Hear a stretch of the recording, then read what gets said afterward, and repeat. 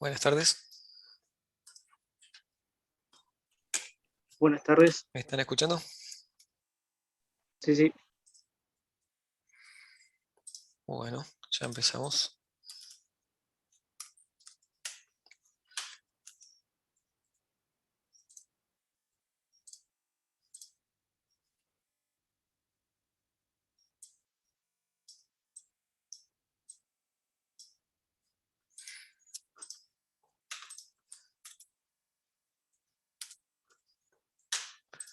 Bueno, entonces hoy vamos a terminar con la unidad 8, lo poquito que nos faltó de ver. Y dado que nos va a sobrar tiempo, por ahí completar algunos ejemplos, que en la clase pasada hicimos poco, aunque bueno, a esta altura seguramente ya hicieron una buena parte de la guía de práctica. Así que probablemente ya el viernes hayan hecho algunos ejemplos, pero voy a hacer entonces primero un repaso de, de lo que vimos la clase pasada y un ejemplo como para integrar eso, y después lo que había faltado era lo de mapa, y vemos también un ejemplo de mapa.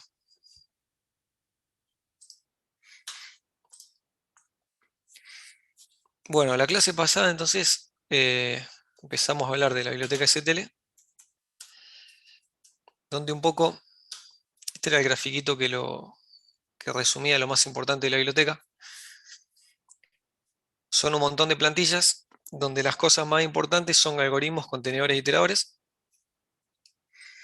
y en realidad las cosas que primeramente nos interesan de la STL son los contenedores y los algoritmos. O sea, los contenedores eran clases que contenían, como el nombre lo dice, un montón de elementos de algún tipo, y se encargan de gestionar la memoria y toda la política de acceso de acuerdo al tipo de contenedor. Todo es templatizado, de ahí venía la T de template, y entonces el tipo de elemento que se va a guardar dentro del contenedor es el argumento de template, así que básicamente eso lo elegimos nosotros. Van a ser nuestras propias clases, struct, tipo de dato, lo que sea. Entonces, eso era lo primero que uno ve en la STL y lo que ya hemos venido usando desde fundamento, porque entre esos contenedores estaba vector. Y la otra gran cosa de la STL son los algoritmos. Un montón de algoritmos que permiten hacer cosas con un conjunto de elementos, eh, pero que están por fuera de los contenedores.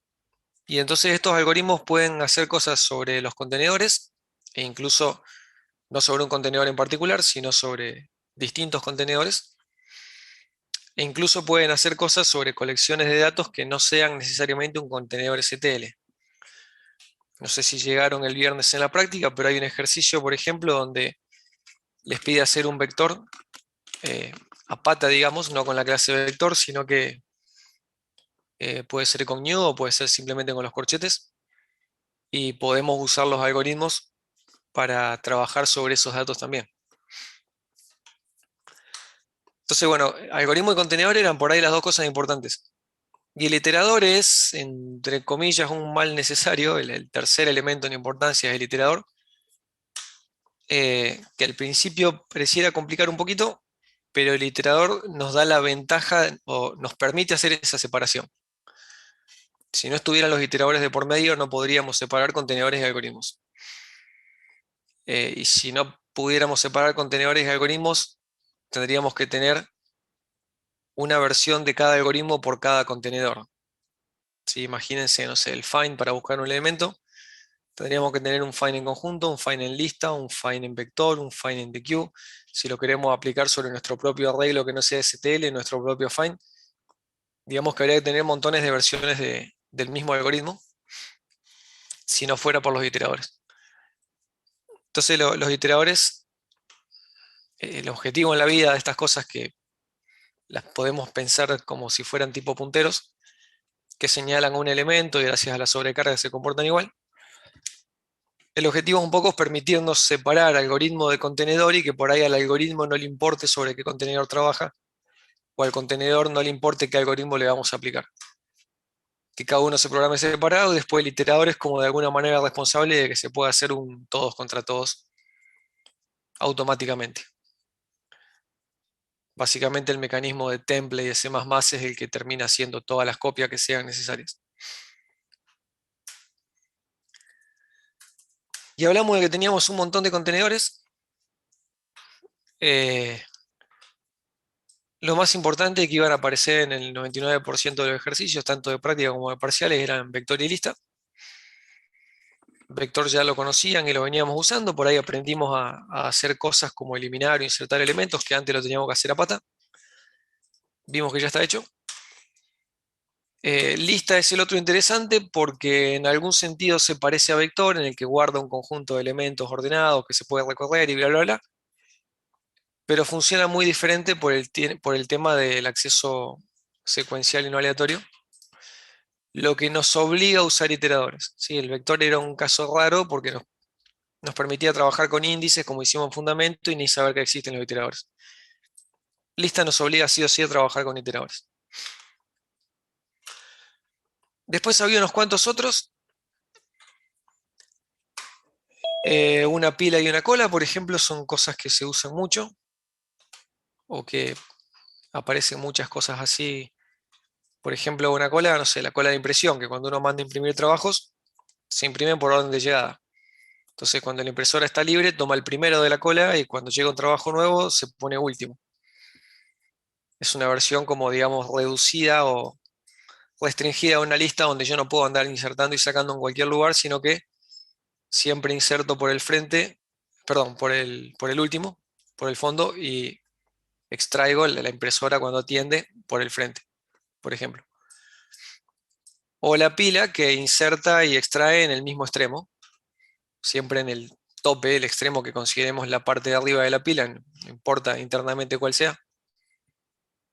En una pila yo no puedo sacar un elemento del medio o uno de abajo porque se me desarma toda la pila. Solamente puedo agregar o sacar de arriba. Si quiero llegar al de abajo, primero tengo que sacarlos de arriba. Entonces, estos son casos como, dice, adaptadores derivados porque es como que podemos partir de estos y restringir las operaciones y tener estos que me permiten hacer menos cosas, pero que se usan en muchas situaciones. Sí, la cola, bueno, el ejemplo clásico, una cola de trabajo como la de impresión. La pila es la pila de llamadas a funciones. Cada vez que una función llama a otra, se van apilando, entre comillas, las funciones que se están ejecutando, donde siempre la que está en el tope de la pila es la que se está ejecutando y todas las otras están en espera. Y hasta que la del tope no termine, las demás no pueden avanzar. Entonces, bueno, hay muchos casos donde por ahí a la larga van a empezar a usar los demás contenedores, pero por ahí para el parcial nos vamos a quedar con esto. Esto, en principio, si uno no lo sabe, no hay ningún problema con usar una lista o vector. Digamos que si en el proyecto final de pronto hay que usar una, no sé, una pila y en lugar de eso usar una lista, no perdés demasiado.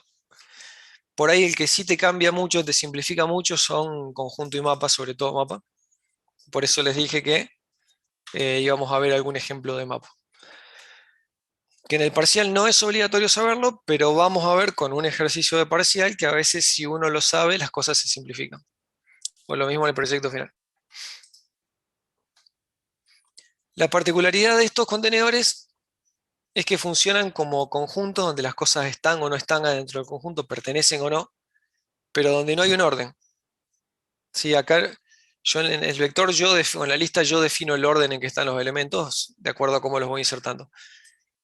En el conjunto no. Teóricamente el conjunto no tiene orden. Yo solamente debería preguntarle quién está y quién no está, pero no en qué posición. Entonces eso le da la libertad al contenedor para por dentro ordenarlos como a él se le cante. No es como el vector o la lista que tienen que respetar lo que yo digo. El set o el map, o todos estos en realidad, lo pueden ordenar como se les cante. Eso le permite hacer las operaciones más eficientes. Si dado que no tiene que respetar el orden que yo le doy, puede hacer el que él quiera, bueno, estos contenedores se implementan de forma que por dentro sí tienen un orden que les permite a los contenedores ser más eficientes. Entonces, en el conjunto las operaciones esenciales son insertar, eliminar o preguntar si está. Y van a ser operaciones que van a ser mucho más rápidas que en un vector o en una lista.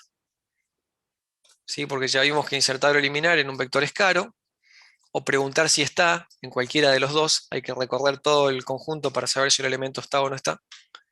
Mientras que por ahí un set no. Un set es mucho más vivo y cuando pregunto si está o no está lo resuelve mucho más rápido. Entonces, son por ahí ideales para otras situaciones, donde no nos interesa el orden, pero sí el está o no está. Y el que es interesante es el mapa, que es más o menos como un conjunto. Yo en un conjunto dije, pongo un montón de valores de un tipo y después pregunto quién está y quién no. En el mapa, también por ahí en castellano lo llamamos correspondencia, la idea es que el elemento que esté en el mapa, que pertenezca al mapa, además de estar, va a tener algo asociado. ¿Sí? No solamente voy a poner elementos, como los pongo en un vector, en una lista, sino que cada elemento va a llevar algo más asociado. Yo antes, por ejemplo, no sé, hacía un vector de enteros, bueno, en el vector metía enteros. Hago un conjunto de enteros, en el conjunto habrá valores enteros. Cuando yo hago un mapa defino dos tipos de datos, que creo que... bueno, ya vamos a llegar al ejemplo. Pero yo puedo decir que en el mapa voy a meter enteros y strings. Enteros es lo que me interesa como cosa principal, lo que pregunto si está o no está. Ahora, cada vez que yo pregunte, no sé, si un entero está, y el mapa me diga sí está, el mapa también me va a decir está y tiene esta otra cosa asociada.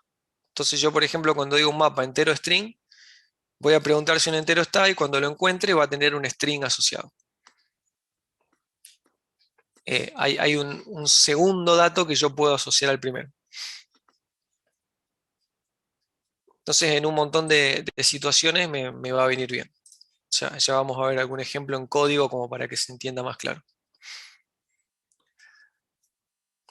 Eso respecto a los contenedores. Respecto a iteradores también hay toda una taxonomía, pero lo que nos interesaba más que nada era si eran aleatorios, como el caso del vector IDQ, de lo que usamos nosotros vector. Acceso aleatorio, vector y nadie más. Todos los demás me van a dar acceso secuencial. Entonces, esta era una diferencia importante. Si hay algoritmos que necesitan ir saltando por distintas posiciones de los contenedores y que solo lo van a poder hacer si tengo acceso aleatorio. Bueno, habíamos repasado un poco la sintaxis. Sobre los iteradores dijimos que todos los contenedores me dan un iterador al primer elemento y un iterador al final, que no es el último, sino que es después del último. Y yo a partir de esos dos, moviéndome con aritmética, con algo similar a aritmética de punteros, o con las funciones nets, advanced, con el operador más, había un montón de formas de moverse para llevar alguno de estos dos a otra posición. Y luego a partir de los iteradores podíamos, bueno, hacer un montón de operaciones. En particular había que tener cuidado con que cuando hacemos una operación que modifique el contenedor, no el dato guardado, sino el contenedor, por ejemplo, un vector que pasa a tener una cantidad diferente de elementos. Reemplazar un elemento por otro no modifica, vamos a decir, la forma del vector. Agregar o sacar elementos, sí. De pronto tengo más o menos memoria. Entonces, esas operaciones, típicamente insert y array, que son las que pueden llegar a modificar la forma, entre comillas, del contenedor, pueden hacer que el iterador que yo le pasé o los iteradores que yo tenía dando vuelta dejen de ser válidos. Si uno se miraba los iteradores con punteros, puede pensarse como que yo tengo una clase vector que por dentro tiene un puntero a los datos y yo entonces con un iterador apunto a una determinada posición. Si yo con ese iterador le digo, agregame un dato ahí, y de pronto en esta memoria no entra porque no hay reservada memoria para más, no hay más lugar en el vector, hay que hacer un reside, hay que hacer una redimensión. Como vimos en la guía 1, una técnica es pedir un espacio de memoria más grande. Esta parte se copiará acá, esta parte se copiará acá y en el medio aparecerá mi dato nuevo y entonces el vector se quedará trabajando con mi memoria nueva. Más grande que la original porque bueno, tuvo que hacer la redimensión pues se quedó sin espacio. Y este iterador me quedó apuntando a un lugar donde ya no está la información. esa posición ya no es la, qué sé yo, quinta posición del vector. Ahora la quinta posición debería estar por acá abajo y ya no acá arriba. Por ese tipo de cosas, siempre que hacemos insert o array, deberíamos pensar que se pueden llegar a invalidar los iteradores. Eh, por ahora, en lugar de tratar de memorizar de alguna manera qué operación invalida qué iterador y en qué contenedor, porque eso depende de cada contenedor, lo más fácil es pensar que se invalida siempre y protegerse por las dudas. Después, cuando en el segundo año vean exactamente cómo funcionan por dentro, se van a hacer una mejor idea de cuándo sí y cuándo no. Por ahora, hagamos de cuenta que por las dudas que se invalida siempre. Esas operaciones entonces me van a devolver un iterador actualizado. Si esta era la cuarta posición y el vector se movió de lugar, me va a devolver la nueva dirección de la cuarta posición. Para que entonces yo eso lo asigne, digamos, mi iterador lo actualice, pise el valor viejo y lo actualice con este valor nuevo para que siga siendo válido. Va a haber que tener bastante cuidado con eso en la práctica porque es de ese tipo de errores que a veces no se notan. Eh, si trabajamos con poquitos elementos, a veces no se nota y parece que está bien, pero tal vez no. Por eso me detengo un poco en eso. Y después, bueno, vimos las formas de recorrer el vector o un contenedor en general. En el caso del vector lo podíamos hacer con un índice y los corchetes, pero eso solo para vector. Y entonces una forma más general que anda en cualquier iterador, en cualquier, perdón, contenedor, es en vez de usar un índice, usar un iterador. Nos paramos el primer elemento, mientras no lleguemos al final estamos bien, vamos avanzando de a uno, con el asterisco accediendo a cada elemento. Esto es lo que anda siempre. Por ejemplo, si en un ratito queremos recorrer un mapa, lo vamos a hacer de esta manera. Eh, así que por ahí está la función la forma más piola. Y si a mí no me interesa, bueno, esta forma es exactamente la misma, pero escribo menos. ¿Sí? Le dejo al compilador que escriba esto por mí, pero es exactamente la misma. Si a mí de pronto no me interesa saber la posición, sino nada más que los valores, pero no me interesa en qué posición está, solo cuánto valen, siempre tengo la versión abreviada. Entonces, bueno, la versión abreviada, cuando voy a recorrer todo un contenedor, suele ser mi primera opción porque es la más cortita, simple, fácil de leer y escribir. Bien.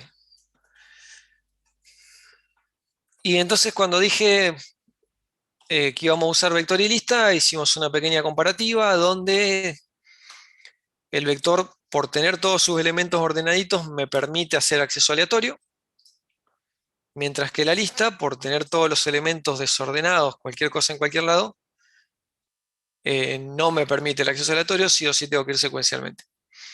Entonces, como que la contiguidad y el acceso aleatorio son las dos grandes ventajas del vector. Como desventaja, ya habíamos visto desde fundamentos que insertar o eliminar no es fácil porque hay que andar moviendo un montón de elementos. La lista no tiene ese problema. ¿Cómo se ve en el código el tema del acceso aleatorio? Bueno, los contenedores que no tienen acceso aleatorio no me permiten acceder con un índice a cualquier elemento, ni me permiten a partir de un iterador hacerle más 5, más 10 o menos 20, no me permiten saltar de a muchas posiciones. Eso no va a compilar. Lo único que van a tener sobrecargado es más y menos menos.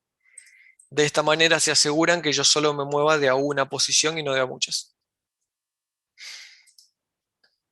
Entonces, cuando trabaje con un iterador de acceso aleatorio, me voy a tener que restringir a estas opciones, a estos dos operadores, y otras cosas más complicadas, bueno, se tendrán que plantear en función de estos dos. Que en general ya hay alguna función para lo que sea que se me ocurra y ya hay alguna función que lo hace, así que casi nunca va a ser un problema grande. Como que si quiero avanzar de a mucho, tendría que hacer un for que haga más un montón de veces, bueno, la función next o la función advance ya hacen eso, entonces ni siquiera tengo que hacer el for. Ya, ya tengo casi todo lo que necesito hecho. Bien, este ejemplo lo habíamos hecho.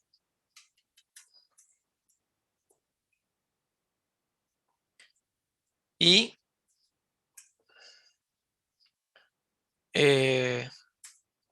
antes de ir a mapa,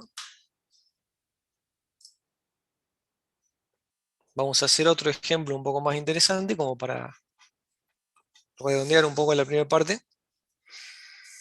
Y esto por ahí da pie para también usar los algoritmos. Antes de ir a mapa podemos repasar también la primera parte de la clase, entonces hablamos de lista, vector y cómo trabajar con iteradores. La segunda parte, medio a la rápida, les dije, hay una biblioteca, o la biblioteca de algoritmos, la que tiene todas esas funciones, esos algoritmos ya hechos para operar sobre los elementos de los contenedores. Eh, y por ahí hice una lista de las más usadas, ¿sí? Para buscar un valor en particular o un elemento que cumpla con una cierta condición de ahí if, el mínimo o el máximo, para reemplazar donde aparezca un valor en particular o reemplazar donde aparezca un elemento que cumpla con cierta condición, para contar cuántas veces aparece un valor o cuántos cumplen con una condición, para eliminar un valor o los que cumplan con una condición, para sumar toda la lista, para eliminar los que estén repetidos, para ordenar o mezclar, desordenar. Por ahí estos son los más, hay ciento y pico de algoritmos, pero estos son los que más usamos y casi siempre con esto nos alcanza. Todos los algoritmos más o menos siguen la misma política, tienen la misma forma. Hay uno o dos que tienen alguna cosita rara a tener en cuenta. eh, que son, bueno, unique, ahora lo vamos a usar en el ejemplo. Y estos dos son los únicos que requieren acceso aleatorio. De todo lo que hay acá, ordenar o desordenar requiere acceso aleatorio, entonces por ahí ojo con estos dos que no los voy a poder usar en lista. Lo demás van a ser algoritmos que anden por todos lados. Vamos a ver entonces, bueno, y habíamos visto rápidamente ejemplos de uso, los voy a pasar porque si ahora resolvemos un ejercicio tipo de parcial, directamente vamos a ver los ejemplos ahí. Y el primer ejercicio que traje combina STL con archivos. Por ahí en el parcial se pueden encontrar con dos tipos de ejercicios. A mí personalmente me gustan los ejercicios que tienen algún sentido práctico y en general el ejercicio entonces no te obliga a usar STL o no te habla directamente de STL, sino que te presenta un problema y resulta que ese problema es mucho más fácil de resolver con los algoritmos de la STL que si te lo tenés que hacer a pata. Pero no te obliga explícitamente, como este, donde te dice, mira, tengo un archivo con un montón de datos, ya que evaluamos archivos, template y STL todo junto, entonces datos de tipo genérico, pero hay un archivo binario con un montón de información de algún tipo, va a ser una plantilla de función. Quiero que me elimines del archivo todos los repetidos. Básicamente esa es la idea. Y me digas cuántos eliminaste. Entonces, acá no me está diciendo explícitamente que use STL. Pero este ejercicio, la forma por lejos más fácil de resolverlo es meter todo en un contenedor STL, usar las funciones de la STL que me eliminan los repetidos en dos pasos. Y una vez que en el contenedor ya no tengo los repetidos, guardo ese contenedor en el archivo.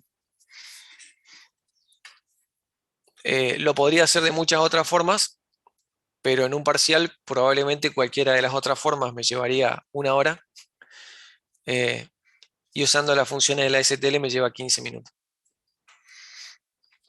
El otro tipo de ejercicios, puede haber ejercicios más o menos como cuando en el primer parcial le obligábamos a usar aritmética de punteros, que no es lo que uno haría en la práctica, es totalmente artificial, pero es con el objetivo de evaluar si sabían punteros. Acá puede haber ejercicios que le digan que metan un montón de elementos en una lista, que ordenen los 10 primero, que den vuelta del 15 al 30, que, qué sé yo, busquen todas las veces que aparece el número 3 y lo reemplacen por el 5. Un montón de operaciones totalmente arbitrarias con el único objetivo de ver si saben usar la lista, los iteradores y las funciones. Por ahí no es que tenga un sentido práctico, sino que es algo más forzado, pero que por ahí más explícitamente le dice use STL y haga esto, esto y esto. Y es más obvio qué algoritmos hay que usar. En cambio, otros como este no te lo dice, pero te viene bien. Vamos entonces con este. Entonces el objetivo es, tengo un archivo con un montón de datos, quiero eliminar los repetidos. Y el archivo es binario. Entonces, eh, queríamos hacer algunas funciones más, vamos a hacerlo bien por partes. Me dice que la función recibe el nombre del archivo. Entonces, empecemos pensando que el archivo tiene, no sé, flotantes y después lo hacemos genérico. Después lo templatizamos, pero para no meter los templates de entrada y complicarlo más de lo necesario, eh, imaginemos un tipo en particular. Un archivo de flotantes, hay que eliminar todos los repetidos. Entonces, eh, hago una función, eliminar repetidos, que como el enunciado dice, lo único que recibe es el nombre del archivo. Entonces, le voy a decir a esta función, por ejemplo, flotantes.dat, abrí este archivo y volame todos los repetidos. Ah, y la función me tenía que devolver, dice, recibe el nombre, retorna cuántos eliminó. Entonces, que yo pueda decir, había tantos repetidos. Básicamente esto es lo que espero de la función. Entonces, me va a devolver la cantidad que eliminó. eh, Va a recibir el nombre del archivo. Y la voy a plantear entonces, dije, en 3 pasos, que es un poco lo que habíamos visto cuando vimos archivos. Uno puede, en el caso de los binarios, puede trabajar directamente sobre el archivo, porque los binarios, gracias al acceso aleatorio y demás, me permiten hacer eso. Por ahí los detecto no. O puede levantar todo en memoria, poner todo en un vector, en una lista, en algún contenedor, y en lugar de tener que trabajar sobre el archivo, trabajar sobre memoria. Siempre te conviene sobre memoria, porque la memoria es más rápida que el disco si tenés que hacer muchas operaciones, y porque para vos como programador es mucho más fácil porque en memoria podés usar todo el algoritmo LSTM. Así que salvo que el archivo sea tan grande que no me entre en memoria, siempre me conviene esa opción. Entonces vamos a meter todo el archivo en un vector. ¿Sí? Paso 1, poner todo el archivo en un vector. Paso 2, eliminar los repetidos de ese vector. Paso 3, guardar todo lo que hay en el vector en el archivo.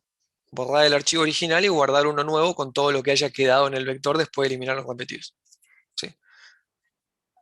Y entonces acá, bueno, yo podría decir algo del estilo de paso 1, cargar el archivo en un vector. Acá les comento algo de programación en general, no necesariamente de archivos ni STL. Entonces, bueno, uno podría decir paso 1 y acá lo voy a implementar. Paso 2, eliminar los repetidos del vector. Y acá tendré que implementar eso. Y paso 3,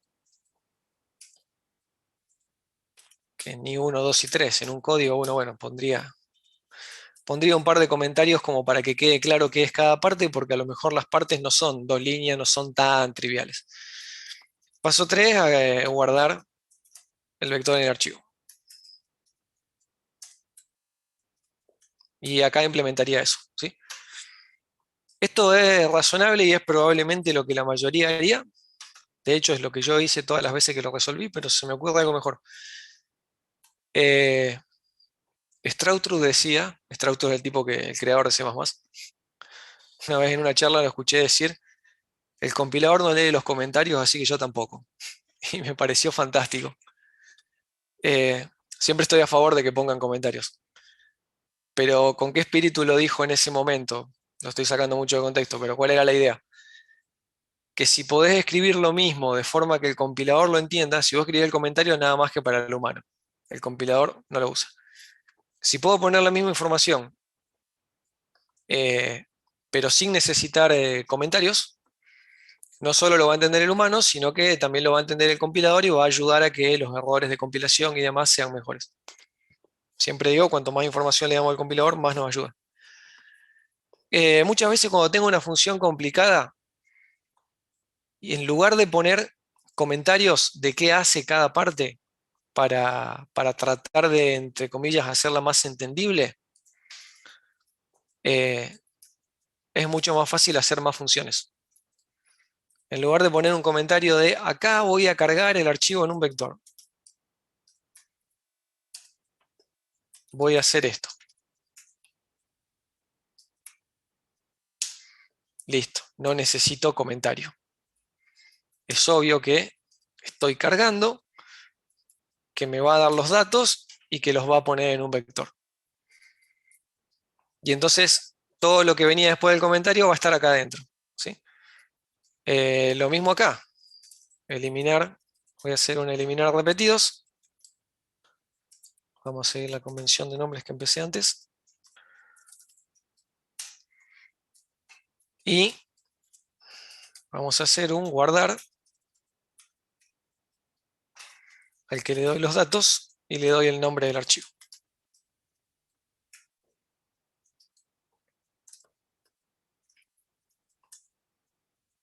Entonces, fíjense cómo queda perfectamente claro que son esos pasos, eh, pero de forma que ahora me lo dice directamente el código, no necesito agregar comentarios. Y cada una de esas partecitas que habría venido después del comentario, bueno, la voy a tener en una función aparte. La parte de archivos la voy a hacer rápido porque se supone que ya la sabemos. Nos íbamos a centrar en lo de STL. Así que eh, voy a hacer un ifstring. Vamos a ponerle, no sé, archi, con el nombre que me digan, y es importante que es binario.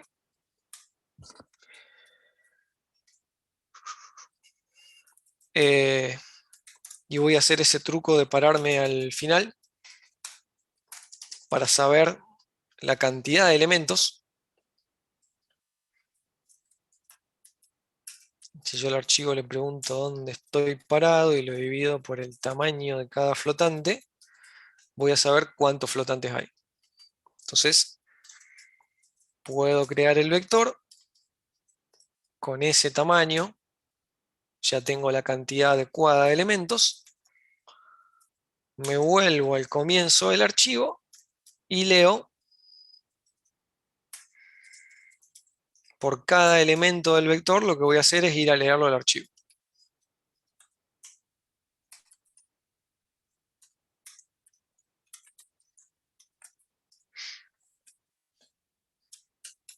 Y ese es mi vector, ¿sí?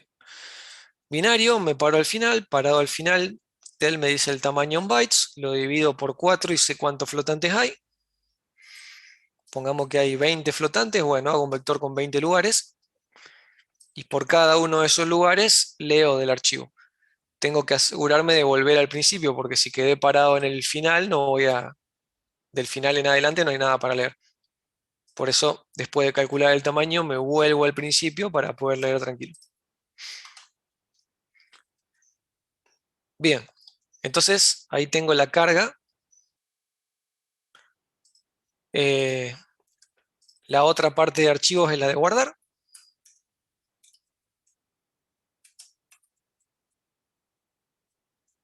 Entonces acá me van a dar el vector de datos y el nombre del archivo.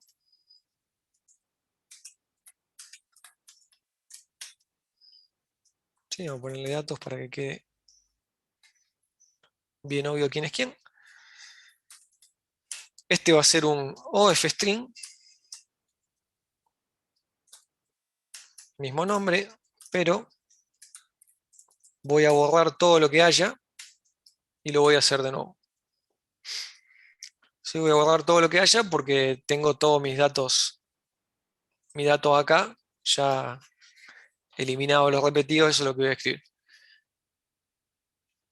Yo hace un ratito dije que en general con los archivos binarios suelo tener la opción de levantar todo en memoria y trabajar en memoria, y es lo recomendable y más fácil, pero que los binarios a veces me dan la posibilidad de directamente trabajar sobre el archivo.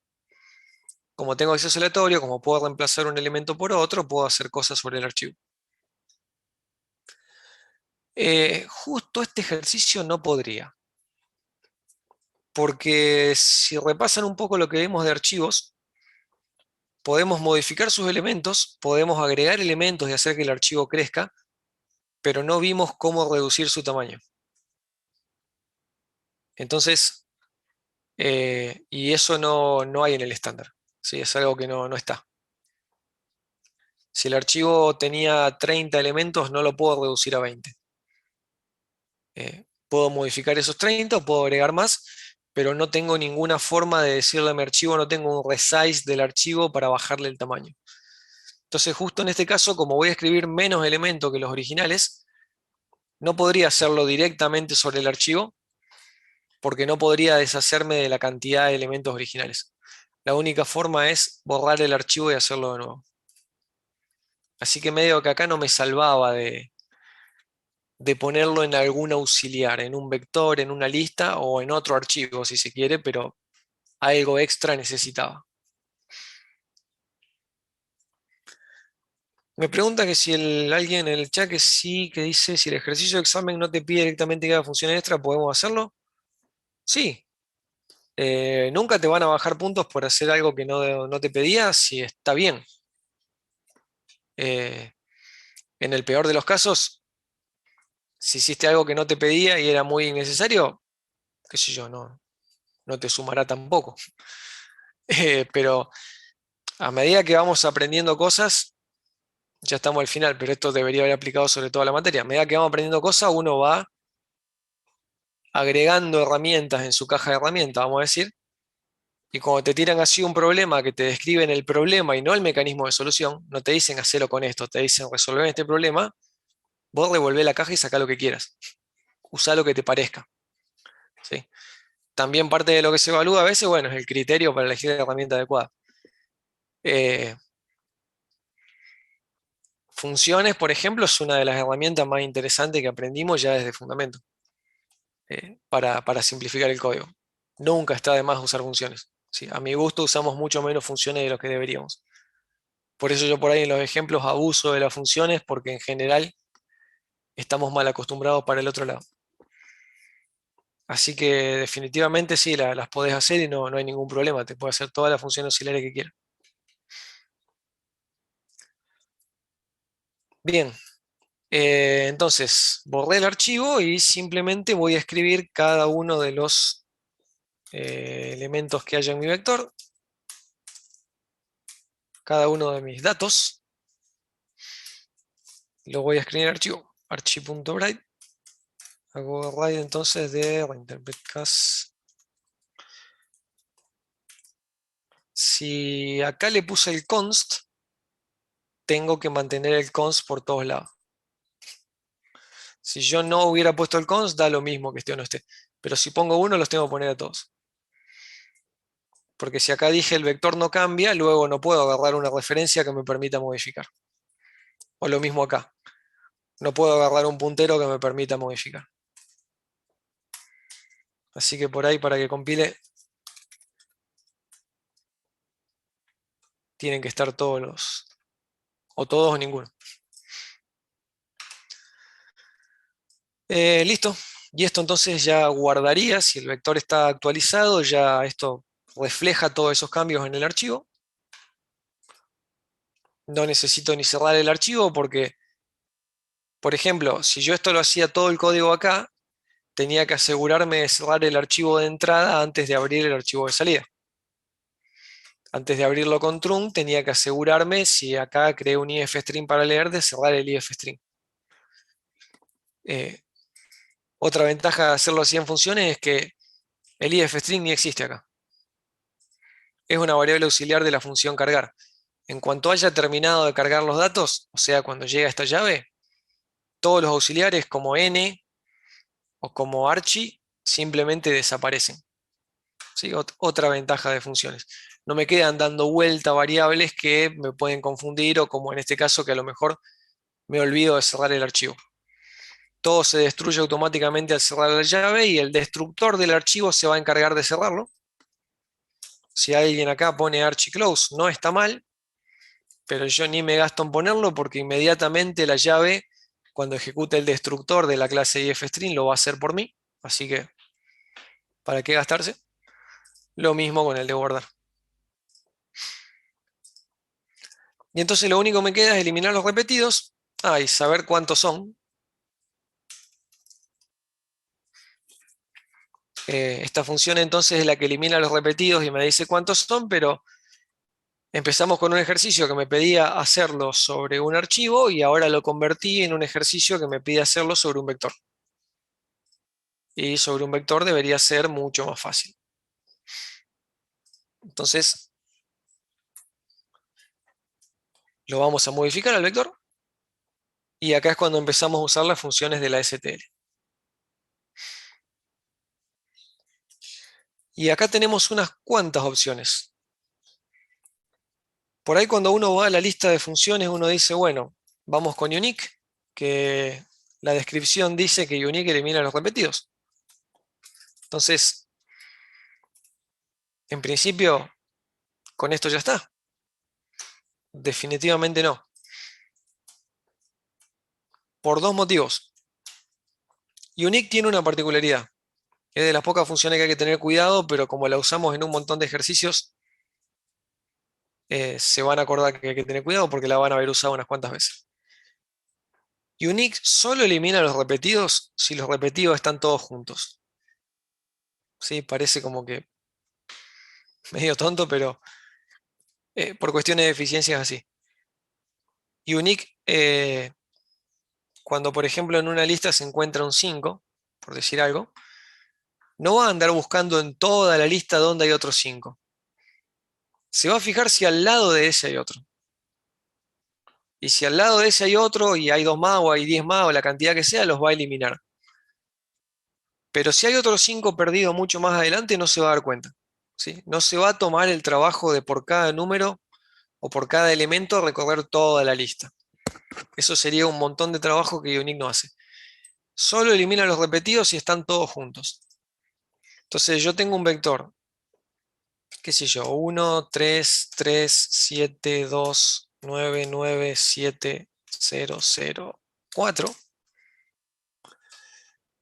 Se va a dar cuenta de esto y me va a borrar 1. Se va a dar cuenta de esto y me va a borrar 1. Se va a dar cuenta de esto y me va a borrar 1. Pero este 7 y este 7 no los va a asociar. Si no están juntos, no se va a dar cuenta. Entonces, ¿qué hacemos para que funcione unique? Ordenamos.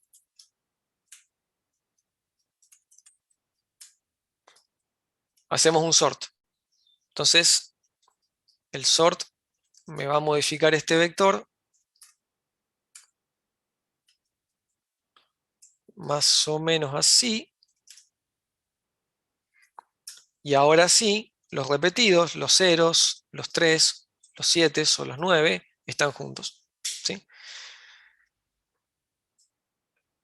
Entonces van a leer por todos lados, bueno, que para que unique funcione tienen que estar ordenados. No es exactamente ordenados, pero tengo que asegurarme de que los repetidos estén juntos.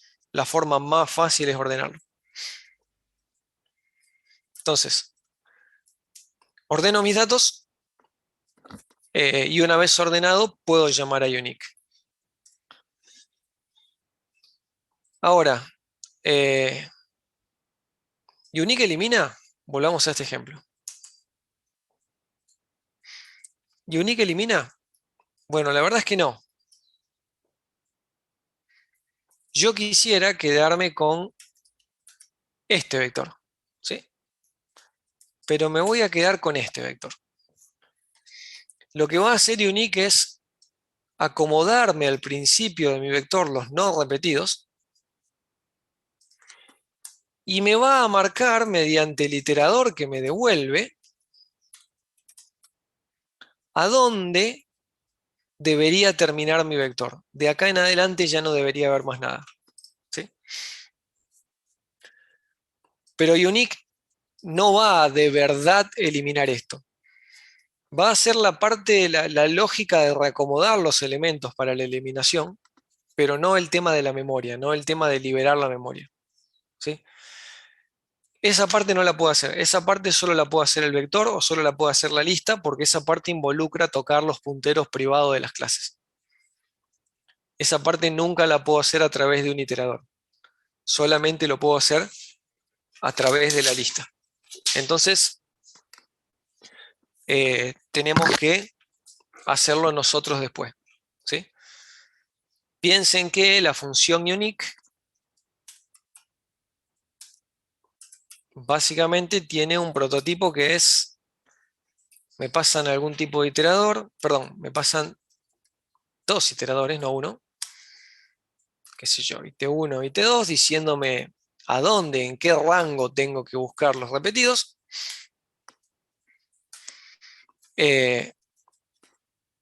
Bueno, y ya vimos que ahora va a tener que volver un iterador. ¿Por qué la función no podría nunca de verdad eliminar los elementos? Porque para eliminar los elementos yo tengo que llamar a b.erase, ¿sí? Y pasarle las posiciones que quiero eliminar, los iteradores apuntando a eso. Pero necesito b, necesito el vector. ¿Sí? Le voy a pasar algún iterador que la posición a eliminar la puedo armar a partir de estos dos. ¿Sí? Obviamente voy a empezar en IT1 y me voy a ir moviendo, avanzando, y voy a llegar en algún momento a esta posición y entonces voy a decir, bueno, de acá en adelante hay que eliminar. Pero para eliminar, si yo tengo esta posición, también necesito el contenedor. Necesito B, L, datos, como sea que se llame. ¿Sí? En este ejemplo le puse datos. Necesito el contenedor, porque el método erase está dentro del contenedor, no del iterador. Entonces, si me dan solo los iteradores, yo no tengo forma de saber de qué contenedor salieron. ¿Sí? Me dieron dos iteradores para vector de flotantes, pero puede haber muchos vector de flotantes. No tengo idea cuál es o en qué lugar de la memoria está exactamente el vector que a mí me interesa. Entonces, a partir de los iteradores es imposible hacer el erase. Así que, borré de más.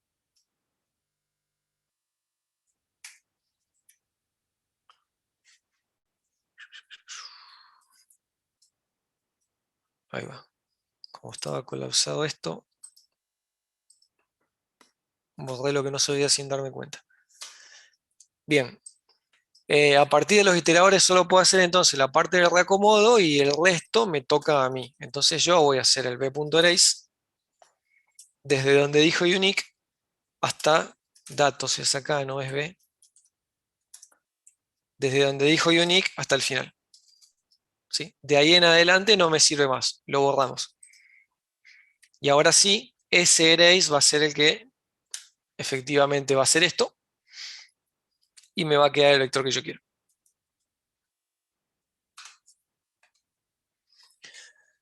Si esto se puede hacer directamente de una, sí, por supuesto. Todo esto puede directamente venir acá. Hacele unique y el iterador que generes, pasáselo al erase. ¿Sí?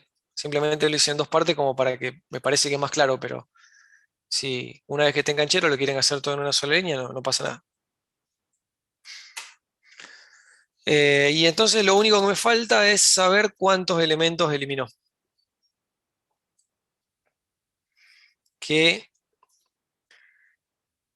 ¿Cómo saber cuántos elementos eliminó? Básicamente, desde donde me dijo el iterador hasta el final, habría que contar cuántas posiciones son. ¿Sí? Y eso lo podemos hacer. Esto es una buena excusa para no hacerlo todo en una sola línea. Lo tengo que hacer antes de eliminar. Antes de eliminar tengo que preguntar cuántas posiciones hay desde donde dijo el iterador hasta el final. Después de eliminar ya no hay más nada.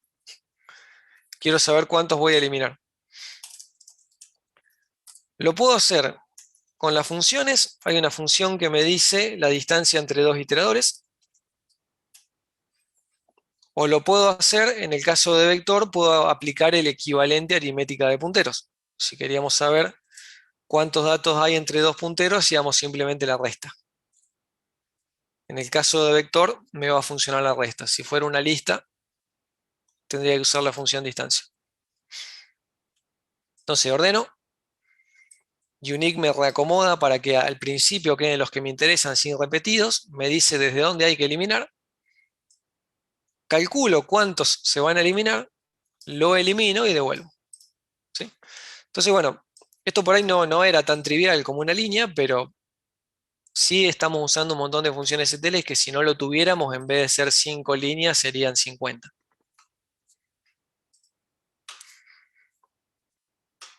Y aparte, parte de la complicación es porque unique es una de las funciones más raras, vamos a decir. En general, las demás son más fáciles de usar. ¿Se entiende esta solución?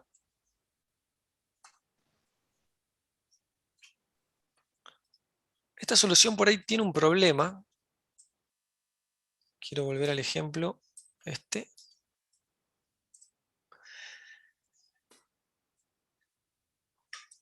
El único problema que tiene esta solución es que me obliga a ordenar. No, quería el vector desordenado. Antes de que lo ordene, acá. Este era mi vector original. Unique me obliga a ordenar, ¿sí? Cuando tal vez yo no quería tener que cambiar el orden de las cosas. Tal vez yo quería, por ejemplo, quedarme con el primer 3 y borrar los otros, quedarme con el primer 7 y borrar los otros, quedarme con el primer 9 y borrar los otros. Tal vez yo quería esto, ¿sí? No quiero que me queden desordenados respecto a cómo estaban originalmente. Quiero quedarme con uno de cada uno, pero en el orden original, no en orden creciente, que es lo que va a hacer sort, sino que en el orden original. Y entonces, vamos a dejar el ejemplo ahí para usarlo. Entonces, esta técnica, que por ahí, bueno, es la más fácil, no me termina de servir. Así que vamos a plantear una segunda versión de eliminar repetidos. Si antes de irme a la segunda versión queda alguna duda sobre la primera, pregunten todo lo que haga falta, ¿eh?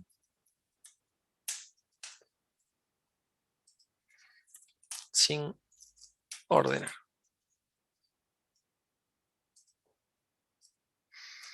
Bien. Tengo este vector y ahora, bueno, unique no lo puedo usar porque no quiero ordenar. Así que voy a tener que hacerme algo medio a pata. Voy a tener que eh, hacerme un for yo que me recorra la lista. No tengo una función que haga exactamente lo que quiero o un par de funciones. Pero sí las funciones me van a ayudar. ¿Qué voy a hacer? Me voy a parar en el 1 y me voy a fijar si más adelante hay algún otro. Si llega a haber otro, lo borro. En este caso no. Luego me voy a parar en el 3 y voy a hacer lo mismo. Si más adelante aparece otro 3, hay que borrarlo, como acá. Luego me voy a parar en el 7 y voy a decir, bueno, si más adelante aparece otro 7, habrá que borrarlo. Y así sucesivamente, ¿sí? Voy a ir avanzando elemento por elemento, pero en cada elemento me voy a asegurar de que sea único. Voy a decir, si más adelante hay otro, lo busco y lo borro. Y entonces vamos a hacer una recorrida elemento por elemento,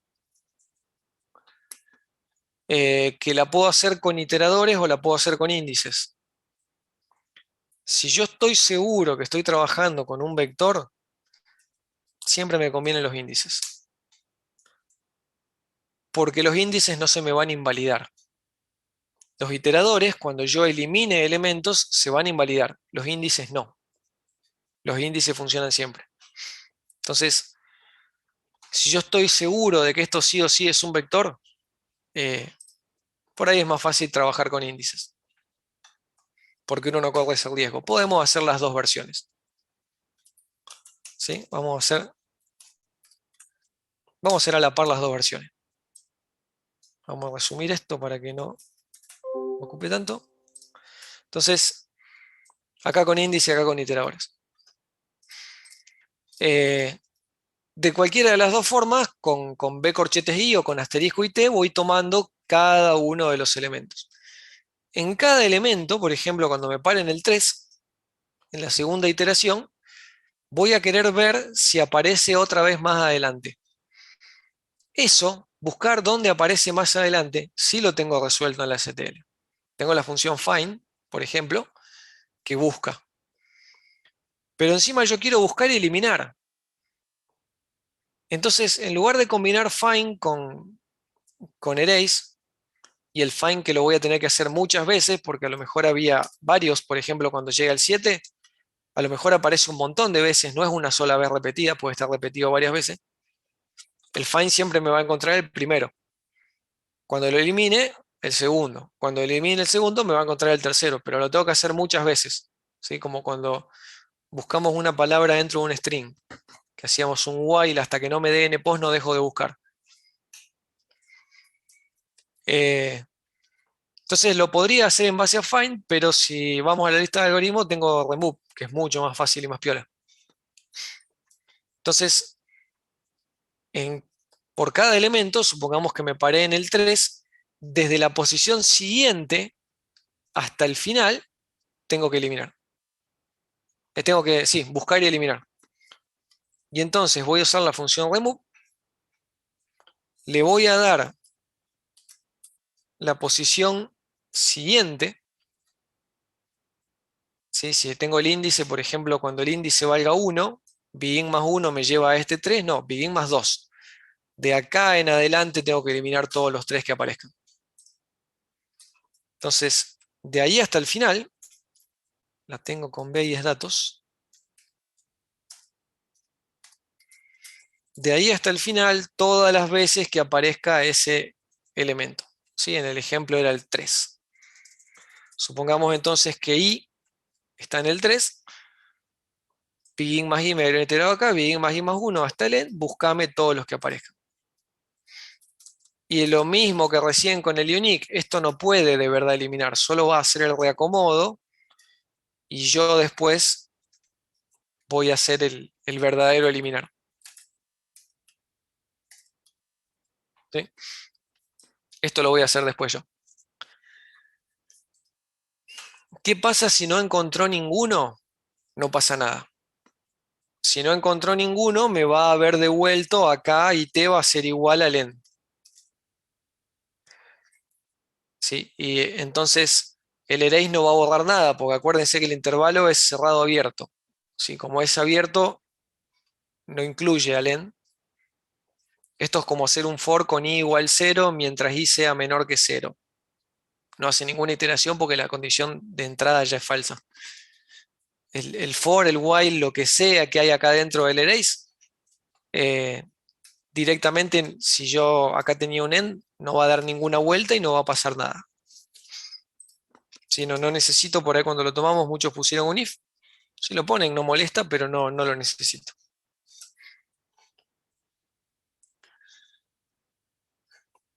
Entonces,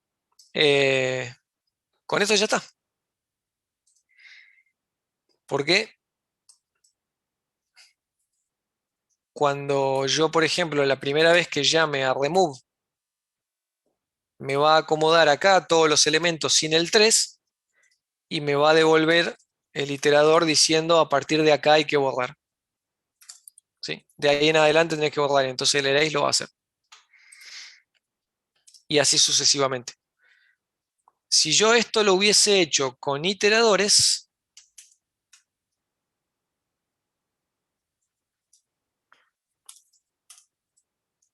vamos a llamarle iterador 2 a este, yo por un lado la habría tenido más fácil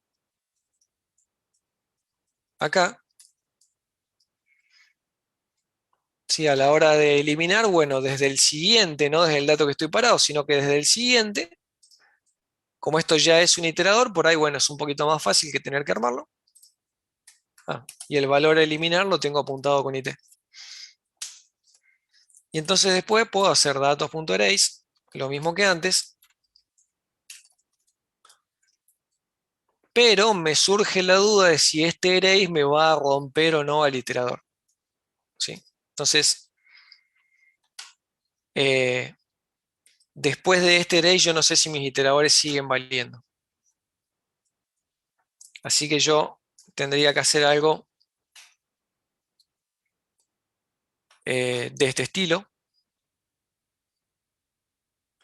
pero en realidad el array me va a devolver un iterador actualizado, pero a la posición que yo le di, que es esta. Y esa no es la que yo quiero, ¿sí? Supongamos que estamos acá, a punto de borrar los 7. ¿Sí? El erase me va a dejar mi vector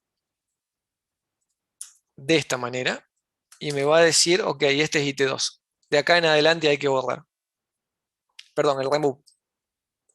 El remove me va a acomodar acá sin 7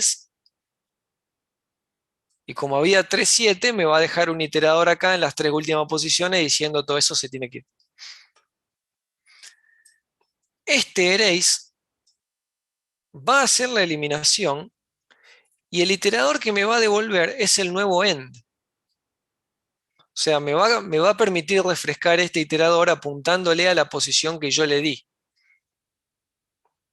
Esto es 0, 1, 2, 3, 4, 5, 6, 7, 8, 9. Esta era la 10ª posición. Yo al array le dije, borrame de la 10ª en adelante. El tipo borró y me devolvió un iterador apuntando al nuevo 10º lugar, que ahora es el end. No quedó nada. Eh, y esa posición no es la que a mí me interesa. La que a mí me interesa es esta. ¿Sí? Este iterador podría haberse invalidado. Y a este no lo puedo refrescar. Estoy pudiendo refrescar solamente a este. Entonces, eso sería un problema.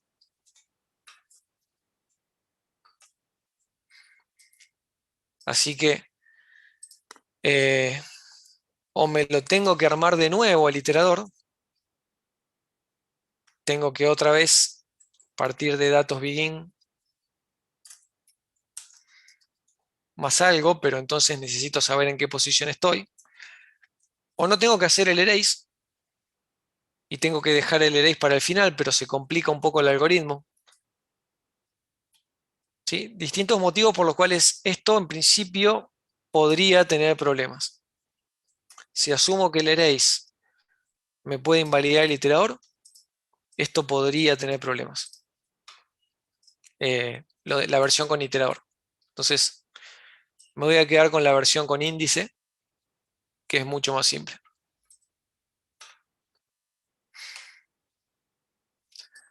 El punto es que esta versión, entonces, si bien me tuve que hacer yo un for, no me hicieron todas las funciones STL, hay uno de los bucles que no me salvé, que lo tuve que hacer yo, eh, pero sí aprovecho las funciones de la STL, en este caso remove, y logro hacer algo parecido a lo de antes, logro eliminar todos los datos, pero todos los repetidos, perdón, pero esta vez manteniendo el orden. ¿Sí? Trabajé un poquito más, pero mantuve el orden. Si quiero además saber cuántos elimino, voy a hacer algo parecido a lo de antes. Con el equivalente aritmética de punteros, puedo saber en cada iteración cuántos estoy eliminando para al final devolver esa suma. Sí, lo mismo que hice acá, solamente que acá tengo que ir sumando porque por cada elemento voy a hacer un remove.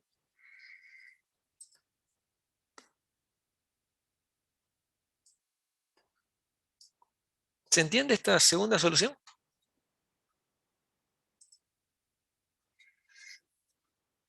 Sí, como para plantear dos funciones bien distintas, dos formas bien distintas de hacer lo mismo, ambas con la STL. Si el enunciado no me aclara, cualquiera de las dos son válidas. Hay veces que el enunciado te aclara que no los desordenes y bueno, te obligaría a ir por la tal vez un poquito más difícil. Si no me aclara, cualquiera de las dos habría sido perfectamente válida. Pero bueno, vemos entonces en el medio unas cuantas funciones STL involucradas. Lo único que le faltaba a esto era el tema de hacerlo eh, template. Entonces, donde dice float voy a poner t por todos lados. Y ahora todas estas funciones, cargar es un template, guardar es otro template, las eliminar son templates. ¿Sí? O sea, mi función principal es un template y todas las funciones auxiliares entonces también. ¿Sí? Si esta función es genérica, bueno, todas las auxiliares lo van a tener que ser también. Hay un detalle interesante de template para mencionar acá. ¿Alguien se da cuenta por qué esto no compila?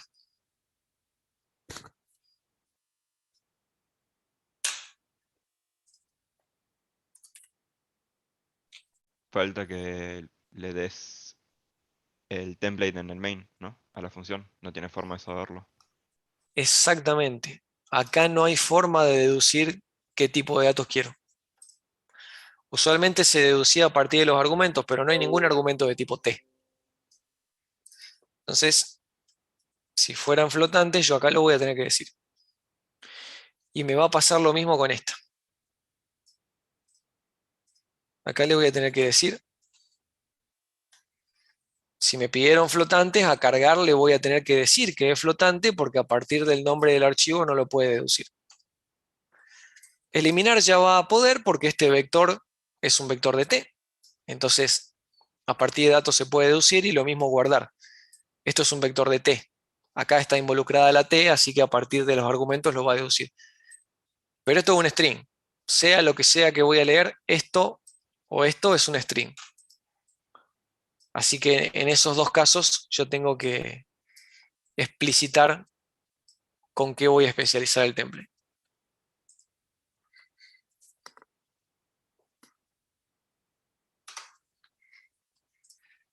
Bien, y ahora sí queda completo. Sí, este era un lindo ejercicio de parcial, porque evaluamos tres temas de una: STL, template y archivos. Y aparte está bueno cuando tiene distintas soluciones. No es que haya necesariamente una. Y yo hice las dos soluciones, vamos a decir, cortas, porque de pronto el que no se avivó, no sé, de usar remove y usó find, tuvo que hacer acá adentro un while. Tuvo que hacer el find varias veces por si aparece más de uno. El que no se avivó ni de usar remove ni find, se habrá tenido que hacer un for a pata. Eh, Esto obviamente son las versiones cortas, por ahí aprovechando todo lo que puede la STL. Si en algo no se dieron cuenta de aprovecharlo, habrán tenido que hacer a pata y puede dar pie a un montón de otras variaciones.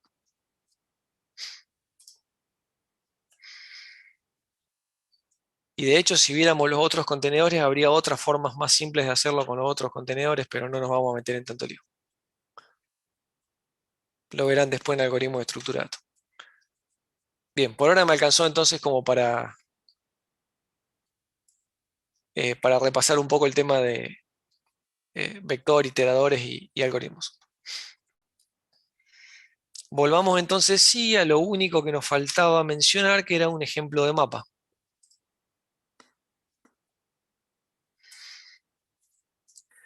Vemos rapidito la teoría de mapa, hacemos un ejemplo y ya con esto definitivamente terminamos con la guía.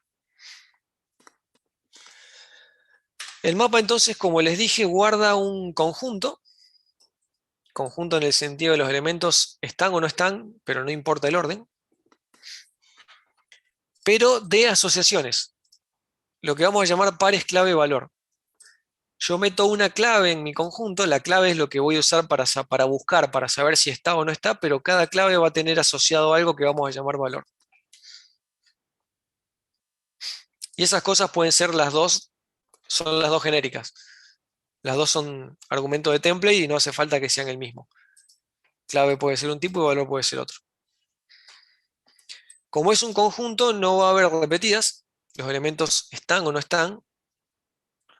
Si están, no hay orden. No puedo decir que está en el quinto lugar o que está tres veces. ¿Sí? ¿Está o no está? La idea del conjunto es esa. ¿Pertenece o no pertenece? Y por cómo funciona por dentro, necesito que funcione el operador menor para la clave. En el ejercicio que hicimos recién, por ejemplo, si yo voy a hacer un sort, necesito que a T le funcione el operador menor, porque sort necesita comparar. Entonces, si yo este template lo voy a especializar con un struct o una clase que yo me hice, le tengo que sobrecargar el operador menor para que sort funcione. Si no uso sort, las otras funciones remove o unique buscan por igualdad, no buscan por quién es mayor o quién es menor. ¿Sí? Por ejemplo, remove busca todos los elementos que sean iguales a este. Entonces, remove lo que va a necesitar es el operador igual igual. Con unique va a pasar lo mismo. Unique pregunta si dos elementos son iguales. Entonces, internamente lo que está usando es el operador igual igual. En este código, por ejemplo, está de alguna manera implícito, no me acordé de destacarlo en el momento, pero que para que esto funcione, si yo de acá de pronto pongo, no sé, acá hay, qué sé yo, fracciones, mi struct clase fracción tiene que tener sobrecargado por lo menos el igual igual, y si voy por la versión que incluye el sort, también el menor. Si no, la especialización del template va a fallar. En el caso del mapa, la implementación de mapa por dentro usa también la comparación por menor. El mapa sí va a ordenar por dentro las claves como a él le conviene para que él pueda encontrar las cosas más rápido. No es un orden que elijo yo, lo elige el mapa. Pero para poder ordenarlas, para que él las pueda ordenar y buscar más rápido, necesita que ande el operador menor, que sean comparables. La gracia es que, bueno, el mapa, lo que acabo de decir, se va a ordenar las cosas como a él le conviene para que luego insertar, buscar, modificar sea rápido. Cuando yo al mapa le pregunto si tal clave está o no está en ese conjunto, y en caso de que esté le pido qué información tiene asociada, es muchísimo más rápido buscar la clave en el mapa que buscarla en un vector. Si yo las claves, en lugar de meterlas en el mapa, las pongo en un vector, en el vector tengo que ir elemento por elemento, uno por uno, preguntando si alguno de esos elementos es el que yo quiero. El mapa no. El mapa lo va a hacer muchísimo más rápido. Es como buscar una palabra en el diccionario, si es que saben lo que es un diccionario. Es como buscar una página en un libro, si es que saben lo que es un libro. Si todavía usan libros en papel en alguna materia, de pronto en el índice vos encontrás que lo que querés está en la página 273, no vas una por una hasta llegar a la 273, no lees todo el libro para llegar a la 273. Abrís a ojo el libro por la mitad y si abriste en la 250 sabés que está más adelante y si abriste en la 300 sabés que está más atrás. Y así en un par de intentos lo encontrás. No tenés que recorrer todas las páginas hasta llegar a la que vos querés. Lo haces en mucho menos pasos.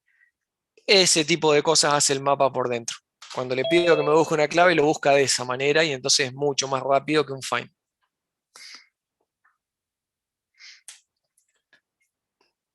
Vamos al código. Hablar es barato, mostrame el código, decía Linus Torvalds. Acá está el código de cómo se usa. El cómo funciona lo ven en segundo año.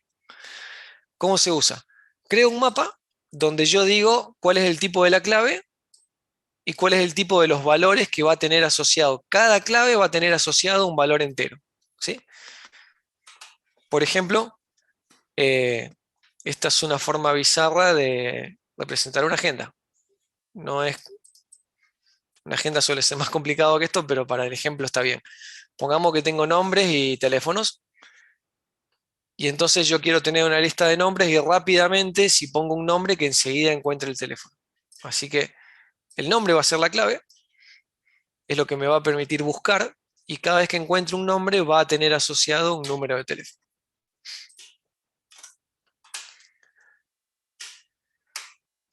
En una aplicación real el número sería un string, pero lo vamos a poner así para enfatizar que no hace falta que sea el mismo tipo de datos, que pueden ser distintos.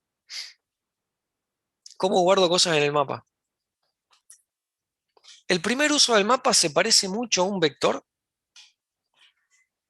en el sentido de que yo tengo el nombre del mapa, entre corchetes pongo un, comillas, índice, y por cada índice hay un valor. Si en un vector de 10 elementos, yo entre corchetes voy poniendo los índices de 0 a 9 y por cada índice que ponga encuentro un elemento diferente. Un mapa funciona parecido, pero el índice no es un entero, sino que es lo que yo quiera. ¿Sí? Se usa, no funciona. Por dentro nada que ver, pero ¿cómo se usa? Una forma de acceder a los datos es esta, tipo vector. Pero en lugar de poner un índice, yo acá pongo la clave que yo quiera.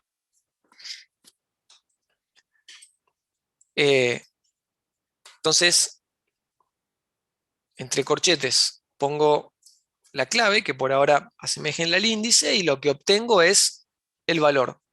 Lo puedo mostrar o lo puedo modificar, como en este caso. En este caso estoy accediendo a una de los valores para asignarle algo nuevo. Y hay otra ventaja que tiene respecto al vector.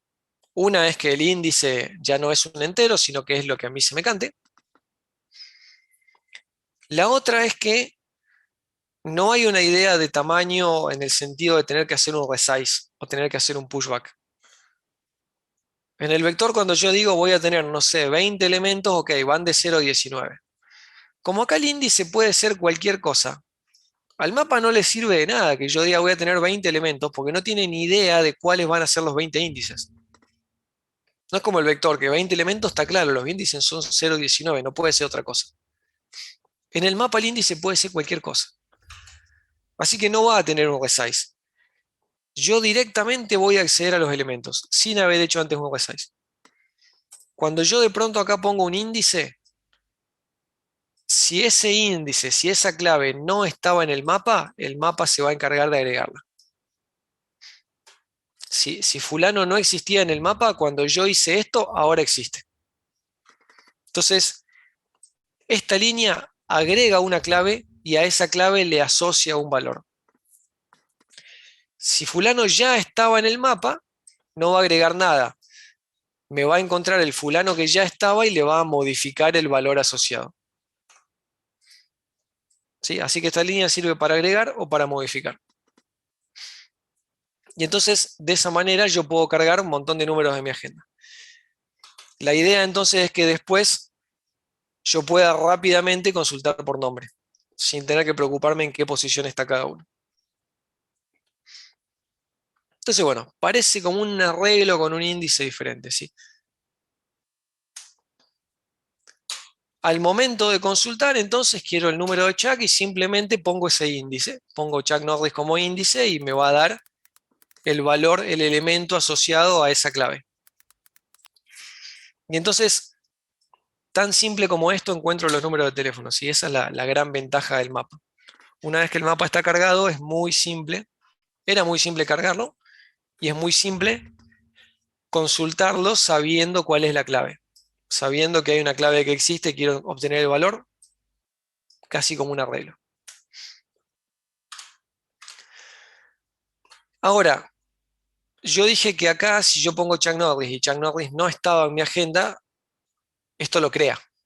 Si yo dije que pongo algo entre corchetes y si no estaba, se crea. Si yo no lo quiero crear, voy a usar iteradores. En lugar de usar corchetes, voy a usar iteradores. Porque cuando yo le pida que me busque una clave y me dé un iterador apuntando a ese elemento del mapa, si la clave no existe, este iterador va a ser el end. Parecido a lo que pasaba con el find que vieron en la biblioteca de algoritmos. Entonces, yo pregunto dónde está Wally, y si me dijo end, quiere decir que no está. Si me devolvió una posición inválida, es porque no estaba. De esta manera, yo pregunto si está sin agregarlo. Porque los corchetes, si no está, lo agrega automáticamente. Yo no quiero agregarlo, bueno, puedo preguntarlo de esta manera. Es una forma, hay varias, pero esta es una.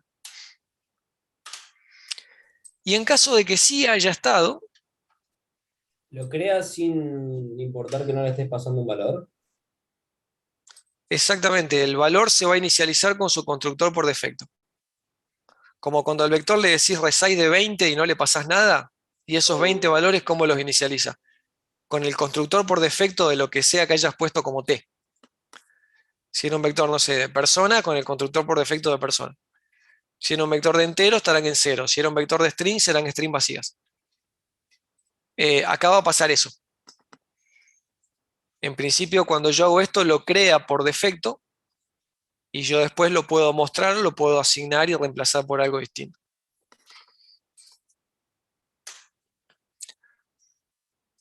Si yo voy a recorrer la agenda con iteradores, pongo un iterador al begin, lo hago avanzar hasta el n y voy pasando por cada uno de los pares clave-valor. Justamente cada elemento de la agenda es un par. Entonces, en la biblioteca de algoritmo de C++ hay definido un struct par.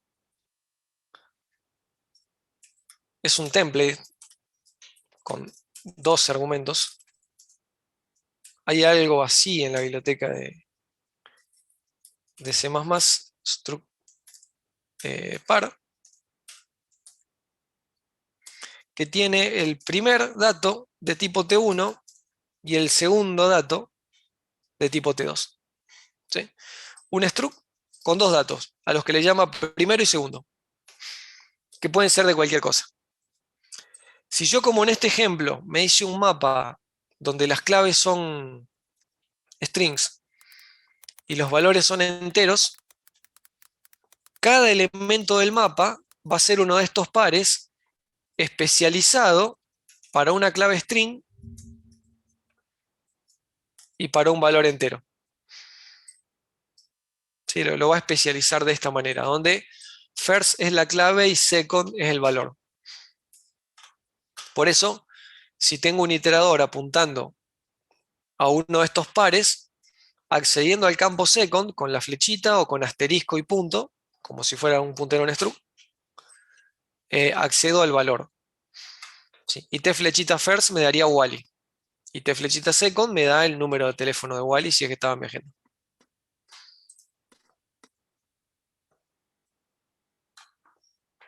Entonces, bueno, ahí queda la aclaración.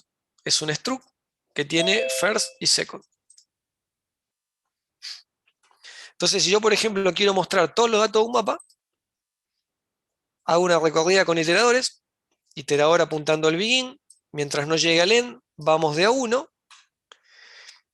y en cada cosa apuntada por el iterador es uno de estos pares. Entonces, de referencia al iterador y accedo al atributo first, obtengo la clave, y si hago lo mismo pero second, obtengo el valor. First en este caso es string y second es entero. ¿Se puede usar el for corto para map? Sí, perfectamente. La misma idea.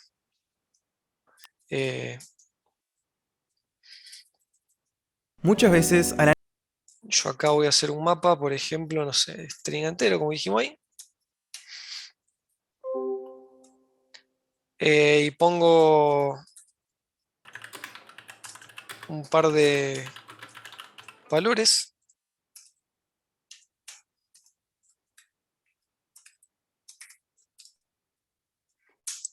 Cuando recorra el mapa puedo hacer la versión corta, donde esta variable va a ir tomando cada uno de los pares que hay en el mapa. Y entonces p.first me va a dar el string y p.second me va a dar el número. ¿Sí? Esto ahora es una referencia a un mapa. ¿Sí? Esto sería un par de string entero. ¿Sí? Uno nunca lo escribe, sino que directamente dice auto y se acabó. Me falta el include. Y entonces, ¿sí? Ahí listé todo lo que había en mi mapa. Sea con el for corto, entonces tengo una referencia al struct, o con el for con iteradores, y entonces cada iterador apunta a un struct, la idea es la misma. Lo que guarda el mapa son structs que tienen first y second, clave y valor. Pero la gracia es que me permite buscar por clave. No es lo mismo que tener un vector de pares. Yo me puedo hacer un vector de pares, pero cuando quiera buscar una clave tengo que recorrer todo el vector.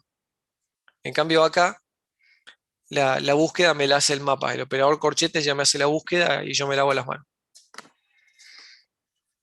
Ah, acá estaba, no me acordaba, pero acá estaba la versión corta. Así que ahí en la presentación les quedan las dos.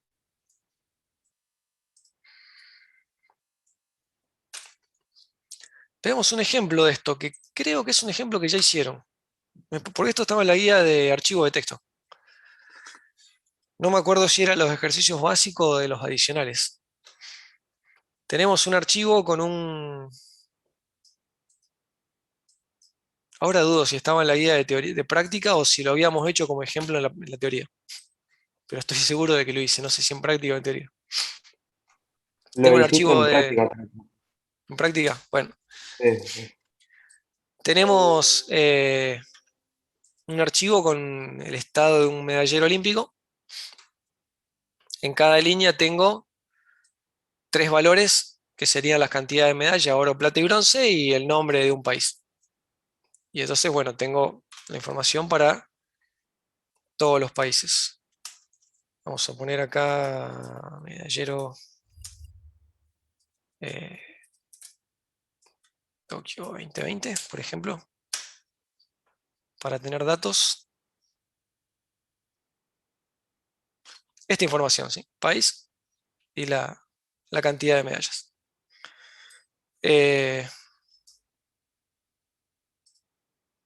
Entonces, bueno, copio esto y lo pongo en un archivito de texto. Y la idea es que cuando termina una competencia, hay que andar actualizando el medallero. Entonces, termina una competencia y te dicen, bueno, tal país salió primero, tal país salió segundo, tal país salió tercero. Hay que buscar esos países y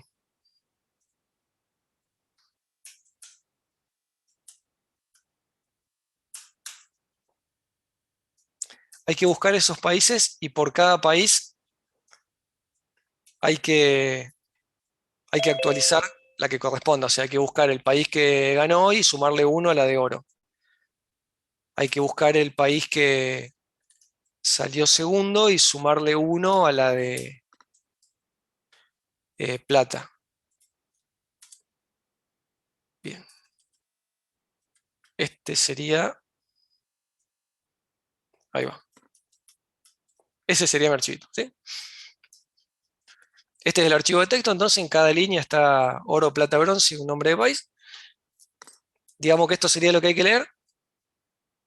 Bueno, después si lo probamos lo guardo. Y hay que actualizar. Y entonces es un caso ideal para mapa porque cuando me den los 3 nombres de países que tengo que actualizar, yo tengo que buscar por país. Y cada país tiene que tener asociado las 3 cantidades de medallas, ¿sí? La otra vez que lo hicimos, no me acuerdo, pero me jugaría la cabeza que hice un struct. Tengo que haber hecho un struct para cada país. Struct país.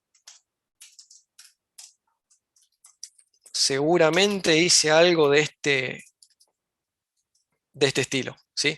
Y en el main metí todo en un vector de países. Metí todo acá y entonces cada vez que me decían tal país sacó la de oro, bueno, tengo que recorrer el vector hasta encontrar dónde está el país que yo quiero. En cambio, ahora yo puedo hacer un mapa que a cada país le asocie una terna de cantidades de medallas.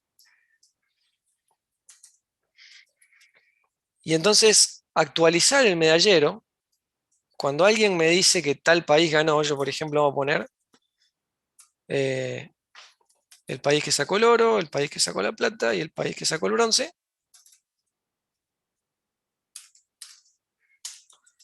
Le pregunto al usuario estas 3 cosas, quién sacó cada uno. Si yo tengo los datos cargados en el mapa, simplemente el mapa me va a buscar el struct que esté asociado al país que sacó el oro. Supongamos que, no sé, Argentina saca un oro en algo, bueno, entonces acá voy a estar buscando la clave argentina y me va a devolver los 3 contadores que estén asociados a Argentina. Entonces esto va a representar el struct que esté asociado a Argentina. En ese struct busco oro y sumo 1. Y hago exactamente lo mismo con los otros. Busco plata y sumo 1 y busco el país correspondiente al bronce y al otro contador le sumo 1. Esta actualización que antes involucraba recorrer el vector o hacer un find o de alguna manera tener que andar buscando dónde está el país que yo quiero, ahora es trivial. ¿Sí? Es tan simple como esto porque el corchete me hace la búsqueda por mí.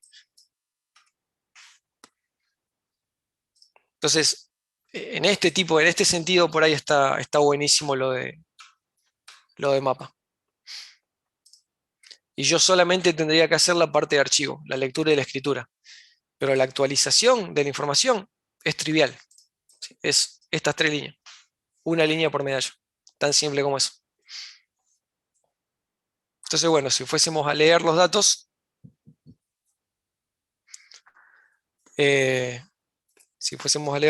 entonces tendríamos, vamos a hacer así, cargar medallero. Hacemos la actualización y guardamos el medallero.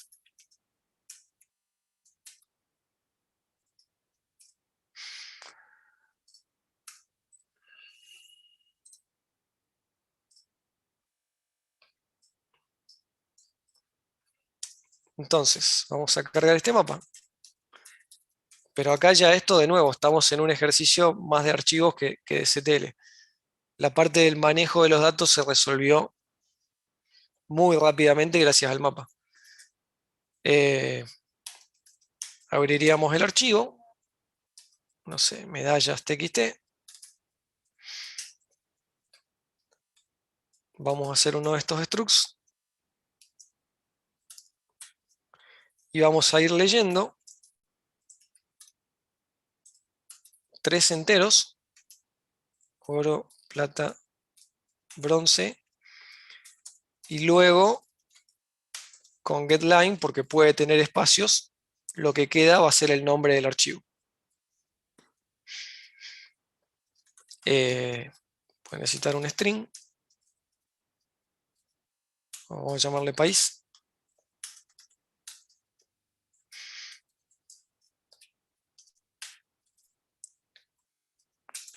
¿Cómo va a funcionar esto? Estoy pensando dónde van los ignores. Seguro que acá va 1.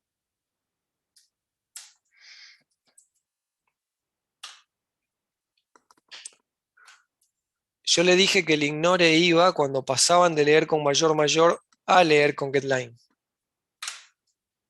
O sea que va en el medio, no va acá.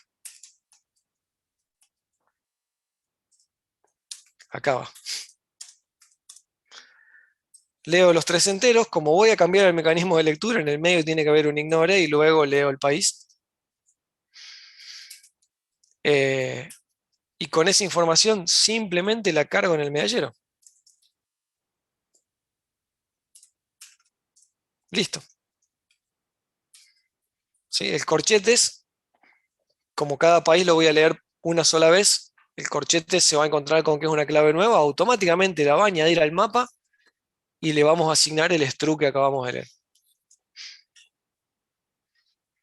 leer. Así que fíjense que la lectura con el mapa incluso es más fácil que el vector porque no hay que hacer ni pushback, ni resize, ni andar teniendo cuidado con el tamaño. Simplemente agrego a lo bestia y el mapa se encarga. Y al momento de guardar el medallero, lo vamos a recorrer con cualquiera de los 2 for que vimos recién, el corto o el largo. Siempre me gusta más el corto. Por cada par que hay en este mapa, bueno, en el archivo, medallas txt, no haría falta el trun porque es un OFString, pero para que quede claro que lo quiero borrar y hacer de nuevo. En cada línea yo voy a guardar dentro de este par. La primera parte es el nombre del país, la segunda parte es el struct con las cantidades de medallas. Entonces, este es el struct con las cantidades de medallas. Oro, espacio, accedo de nuevo al struct y ahora pongo plata, espacio, accedo de nuevo al struct y ahora pongo bronce, espacio, y ahora voy a la clave, que era el nombre del país, fin. Y ahí me quedó, si hago todos los include, esto ya debería funcionar.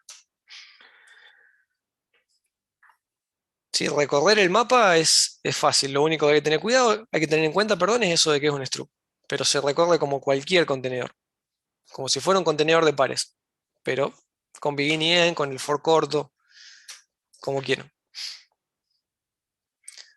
Pero el mapa está clarísimo que ¿en qué momento destruí esto? Acá decía otra cosa. No sé en qué momento pegué ahí lo que no iba. Está clarísimo que cargar el mapa y consultar el mapa, ya sea para ver o para modificar, cuando a mí lo que me interesa es buscar por una clave, es 10.000 veces más fácil que si uso un vector de pares.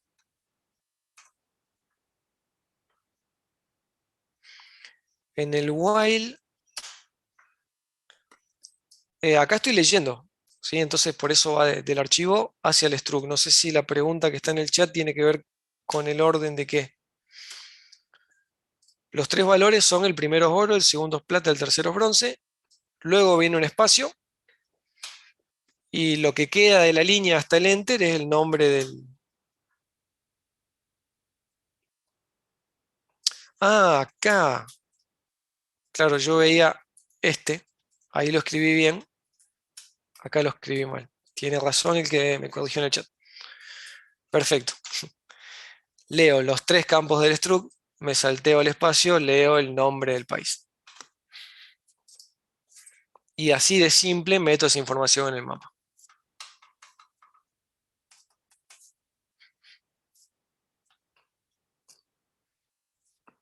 Y listo.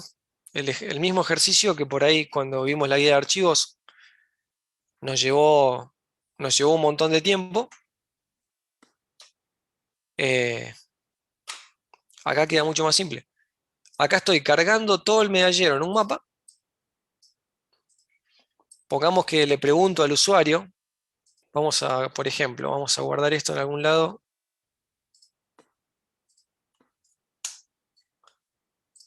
Esto será medallas TXT. ¿Sí? Y entonces, agarremos tres países, qué sé yo, Italia. Entonces yo digo,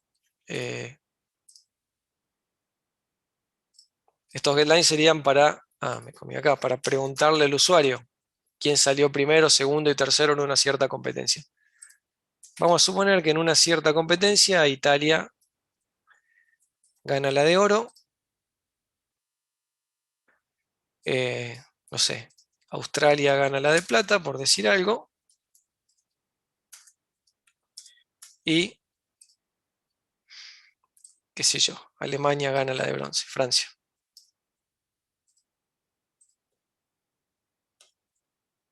Entonces, acordémonos, me voy a copiar estas tres líneas.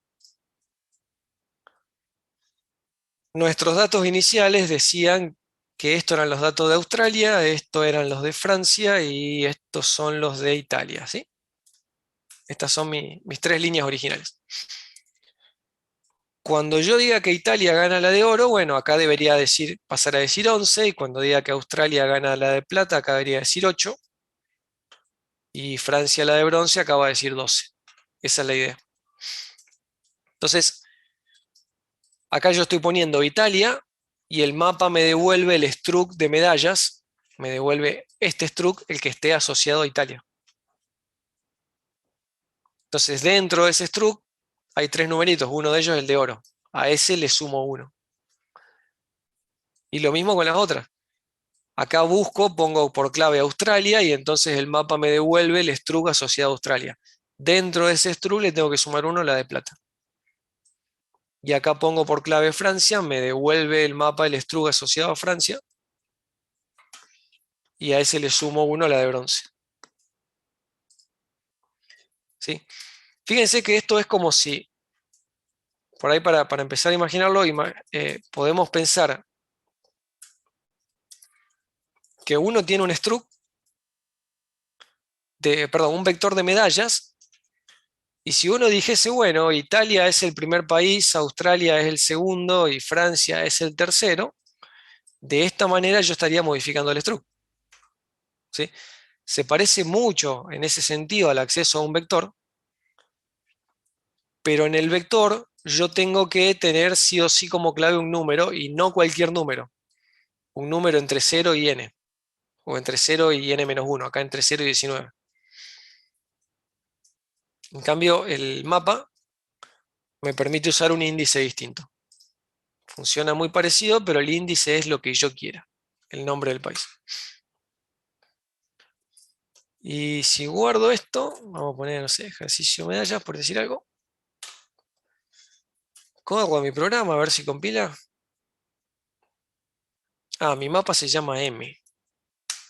Mapa es el tipo de dato, mi variable se llama M. ¿Sí? M se llama el mapa. Bien, ahí ejecuto sin problemas. Y cuando yo me voy al medallero y lo recargo, fíjense, Australia tenía 17, 7 y 22 y ahora tiene 17, 8 y 22. ¿Sí? Se le sumó una de plata. Francia tenía, por ejemplo, que Francia salió tercero, tenía 10, 12, 11. Ahora debería tener 10, 12, 12. ¿Dónde está Francia? Acá. Ahí está efectivamente actualizado. ¿Y a quién puse primero? A Italia. Italia tenía 10, 10, 20, ahora debería tener 11, 10, 20. Y acá está, 11, 10, 20. Sí, efectivamente funciona. El único detalle es que me desordenó la lista. Esta lista no está ordenada como estaba antes. ¿Sí? Yo al mapa le doy las cosas y él las ordena como él quiere. ¿Sí? En general las va a ordenar de menor a mayor por clave. En este caso, por clave sería por país. Depende de la implementación del mapa. Las de la biblioteca estándar siempre van de menor a mayor, pero el concepto de mapa es el mapa lo puede ordenar como él quiere. Entonces, el único pequeño sacrificio fue desordenar el archivo en el sentido de que ahora los países están en otro orden. Pero si a mí ese orden no me importa, a mí me interesa que esté la información de cada país, qué país pongo en cada posición, no me importa. Simplemente que estén todos los países. El mapa me simplifica muchísimo.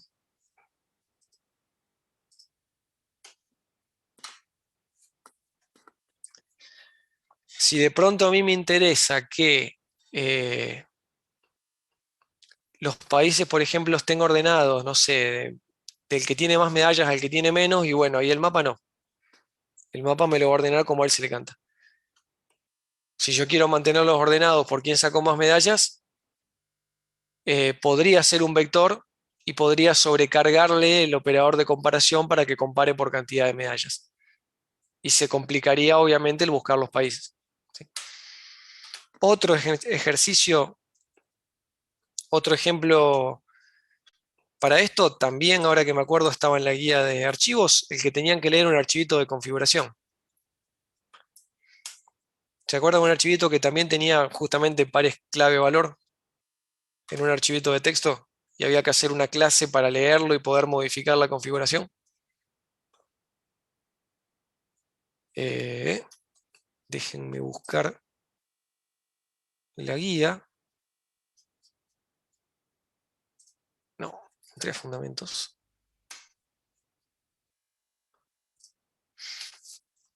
Ese ejercicio también, si ahora lo rehacen con mapa en mente, van a ver que queda mucho más fácil. ¿Sí? No es obligatorio saber mapa, se puede resolver todo sin mapa y el tiempo les va a dar El tiempo les va a dar para hacerlo sin mapa, pero si tienen mapa bajo la manga se pueden ahorrar un montón. ¿Sí? Y sobre todo también en el proyecto final. Por ahí en el parcial no es necesario, pero en el proyecto final también viene bien. Por eso me tomo, ya que esta teoría me sobra tiempo, me tomo el tiempo de contarles esta en particular. Pero bueno, como estos dos ejercicios ya lo habíamos hecho sin mapa, si no saben mapa lo pueden hacer igual. Por ahí lo que si no saben usar la STL a lo mejor no pueden hacer es un sort. ¿Sí? El algoritmo de ordenamiento no es trivial, no es como una búsqueda, es mucho más complicado. Entonces, de ninguna manera les recomiendo que durante el parcial se pongan a hacer un algoritmo de ordenamiento. ¿Sí? O un algoritmo como Unique o Remove, que borran de a varios. Por ahí en fundamento vimos cómo borrar de a uno. Si quiero borrar de a varios juntos, es un poquito más complicado. Entonces, si uno en el parcial se pone a hacer eso, seguramente va a perder demasiado tiempo y no le va a alcanzar. Así que en esos casos es como que, aunque no lo digas, sí, tenés que usar la STL porque si no, no te va a dar el tiempo. O algunos como el sort probablemente todavía ni te salgan. Eh, pero bueno, en otros casos como este, te podés ahorrar un poco de tiempo, pero no es necesario. Sí está bueno, pero no es obligación, digamos. Y bueno, ya con eso se hizo la hora y vimos dos ejemplos bastante completos y repasamos un poco de todo, creo, así que ya con esto el viernes no deberían tener problema para terminar la guía. Eh, y si no me equivoco, ya después de eso estamos en el parcial.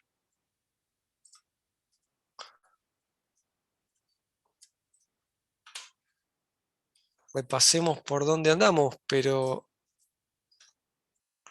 creo que el viernes termina la guía, el viernes termina la práctica y sí, ya estamos en el parcial.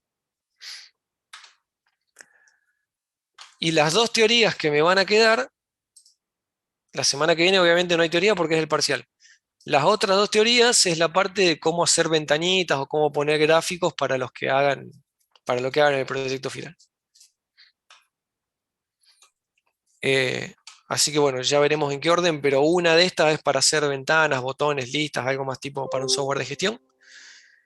Y la otra será para algo más tipo juego. Jueguitos simples en 2D, pero bueno, como mover grafiquitos, poner sonidos, cosas básicas para un jueguito. ¿Un coloquio qué es, profe? ¿Qué se hace en un coloquio? Como el de fundamentos. Un par de preguntas como para completar. Esto solamente para los que queden con nota de promoción. Un par de preguntas como para confirmar esa nota. Dado lo fácil que es copiar en lo virtual y la cantidad de plagio que encontramos en fundamento, Si yo todo el que promociono promocione ahora, tiene que pasar por un oral en el que le vamos a hacer unas preguntas como para asegurarnos de que entendió o escribió él lo que sea que nos presentó y le corregimos bien. claro, te hago una preguntita, profe. Si yo me saco un 9 en el anterior parcial. Si me saco otra Sí, nota buena acá en el segundo, o sea, y promociono. Yo me quedo el final de la anterior materia. sí. ¿No hay problema con eso? ¿O tengo que sí o sí No, sacar porque un... ahora, promoción o no, todos van a figurar como regulares. Porque para el guaraní, promoción es que ya estás totalmente aprobado y nadie va a estar totalmente aprobado porque aún los que promocionen los parciales le va a faltar el proyecto final. Entonces, cuando termine el cursado, regular o promocionado, en el sistema van a figurar regulares. El que esté promocionado, cuando viene el día del examen final, no tiene que hacer el escrito, solamente muestra el proyecto. Y el que esté regular tiene que hacer las dos cosas.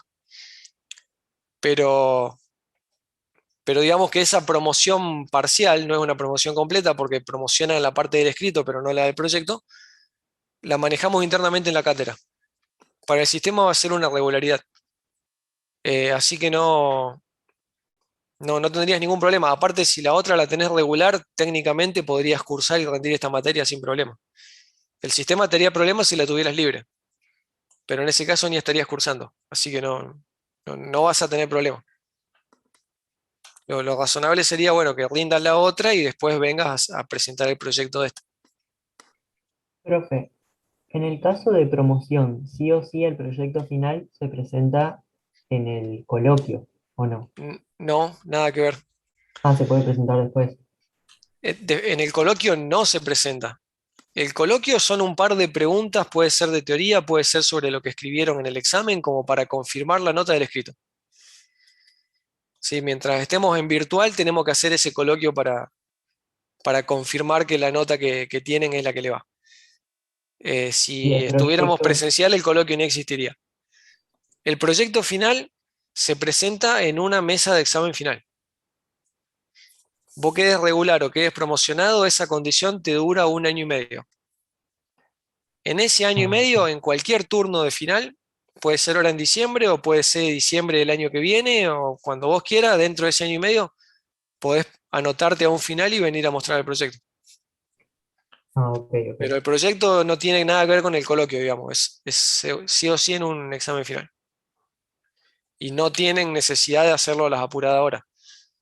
Eh, Supongo que ahora estarán con segundos parciales y un montón de materias, por eso el proyecto lo sacamos afuera del cursado para que, eh, qué sé yo, rindan lo que tengan que rendir y después lo hacen cuando estén más tranqui. El que lo Ok, quiera hacer ahora y perfecto. sacárselo de encima, genial, pero eso, bueno, Profe, dependerá cómo se organizan los tiempos ustedes. si yo quedo como regular y me quiero presentar a una mesa para rendir el escrito del final, ¿en la misma mesa tengo que presentar sí o sí el proyecto o lo mismo puedo esperar para después presentarlo más adelante? No, eso sí tiene que estar todo junto. Eh, Porque si vos te presentás al examen final, te tenemos que poner una nota. Y si te falta una parte, esa nota no puede ser aprobada. Entonces, vos diste el presente, hay que ponerte una nota. Y aunque tu escrito esté de 10, si te falta el proyecto final, te tienen que poner un 5 por lo menos. O sea, no te pueden poner un aprobado si te falta una parte. Entonces, eh, eso de rendir en dos partes no se hace por ese tema, digamos, porque el sistema no tiene así es como la promoción, el sistema no tiene la promoción parcial, es todo o nada. Con el final es lo mismo, sacaste la materia o no la sacaste, eso de sacaste un pedazo y otro no hay cómo asentarlo. Así que en el mismo turno hacen las dos cosas. Profe, ¿y vamos a tener algún tipo de orientación para hacer ese proyecto final? Sí, O sea, porque sí, vos nos sí, vas a dar ahora la clase. en las dos teorías que faltan vamos a hablar más porque ya son específicas para el proyecto. Más allá de la biblioteca, vamos a contar mejor el tipo de proyecto que solemos recibir. Pero después, porque por ejemplo alguien pregunta en el chat qué pasa si lo reprueba. Eh, Nadie reprueba el proyecto porque a todos les pedimos que hagan una consulta antes. Cuando más o menos tengan el proyecto encaminado, cuando se estén por presentar, nos escriben, acordamos una consulta y el día del proyecto ustedes ya vienen sabiendo que está bien. Si lo vimos en consulta es como que bueno, ya le damos el ok y ese día no van a estar preocupados que si lo apruebo o que no lo apruebo. Ese día, si tienen que rendir escritos, se concentran en el escrito exclusivamente. El proyecto, una vez que lo hicieron y en una consulta vimos que más o menos está suficientemente bien o suficientemente complejo, ya está. No es algo que tengas que estudiar ni nada. Las preguntas que te vamos a hacer sobre el proyecto son preguntas que si lo hiciste vos las vas a saber sí o sí. No hay forma de que... No te tenés que poner a estudiar. Si te van a preguntar, no sé, qué sé yo, ¿qué archivos guarda? ¿Cuál es esta información? ¿La pones en uno de texto o en uno binario? O no sé, ¿qué clases tenés? ¿Aquella clase qué hace? Son cosas que pensaste vos cuando hacías el proyecto, que ya las sabés porque son las decisiones que fuiste tomando cuando hiciste el proyecto. No es que vamos a abrir una función y vamos a decir, ¿qué hace acá en la línea 25? ¿Por qué usaste esa variable? Eh, Van a ser preguntas más generales de la estructura global, digamos, del proyecto, no detalle. Así que el proyecto en general no se desaprueba si antes vinieron una consulta. Si en la consulta vemos que le falta, directamente le decimos no te presentes. Corregí esto y vení para el próximo turno. Profesor, Sí. el viernes, el 3 de diciembre, digamos, es solamente para el coloquio. No se rinde ningún final, nada. Ajá, efectivamente. Bien. Si es el que está acá, no, estamos dentro del cuatrimestre, así que fecha de final seguro que no hay. El que tenga posibilidad de promocionar tiene que hacer el coloquio, el que no, esa clase ni viene, no se conecta ni nada.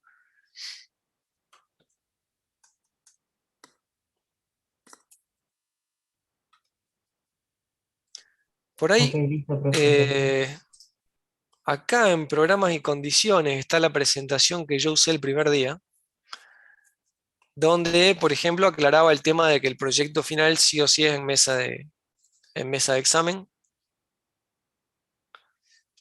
de que todos lo tienen que presentar libres, regulares o promocionados, y de que en el mismo turno que el escrito. ¿Sí? Todas esas preguntas que me están haciendo por ahí están ahí en ese PDF que dice condiciones. O también tienen que estar en la planificación de la materia, pero acá por ahí está más directo.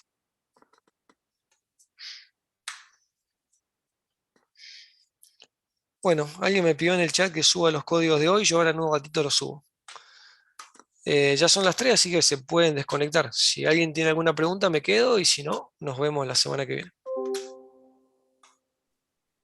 Yo tengo una pregunta, ¿se me escucha? Sí, sí, sí. ¿Cómo es?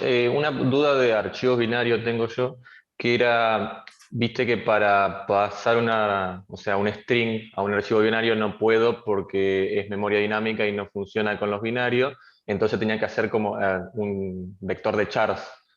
Si yo Sí. tengo un texto muy grande, o sea, porque yo, por ejemplo, un nombre y apellido en un char de 50 espacios funciona, pero si tengo un texto muy largo, ¿cómo se haría en esa situación? Probablemente te convenga usar un archivo de texto. Ah, bueno. Por ejemplo, no sé, vos vas a hacer un software que simule la gestión de un consultorio médico. Los datos del paciente, teléfono, DNI, correo electrónico, nombre, apellido, dirección, son todos string cortitos, como decís vos, metés un char de 50, de 100, qué sé yo, un número razonable y lo resolvés. Ahora, la historia clínica del paciente no la podés poner con ese criterio, porque la historia clínica puede ser gigante. Si el tipo viene a consulta seguido porque tiene un problema crónico, qué sé yo, la historia clínica puede ser enorme. Y entonces uno puede decir, bueno, le doy 10 megas de historia clínica a cada paciente por las dudas, porque entonces cuando tengas 100 pacientes te quedaste sin espacio en disco. Entonces, ¿qué hace uno en ese caso? Lo que sería la ficha básica con todos los datos lo guarda en un strug, en un binario, y la historia clínica la guarda en un archivo separado, en un TXT. Ponele que por cada paciente tenés un TXT, te haces en una carpetita un TXT que el nombre sea el DNI del paciente.txt, por ejemplo. Y ahí tenés todas las historias clínicas, pero como texto. Cuando es así, que por ahí podés tener mucha información, definitivamente esa idea de darle un tamaño fijo no está buena. Entonces, lo que es cortito por un lado en el binario, y si tenés alguna información así más grande, la guardás por separado. Dale, gracias. De nada.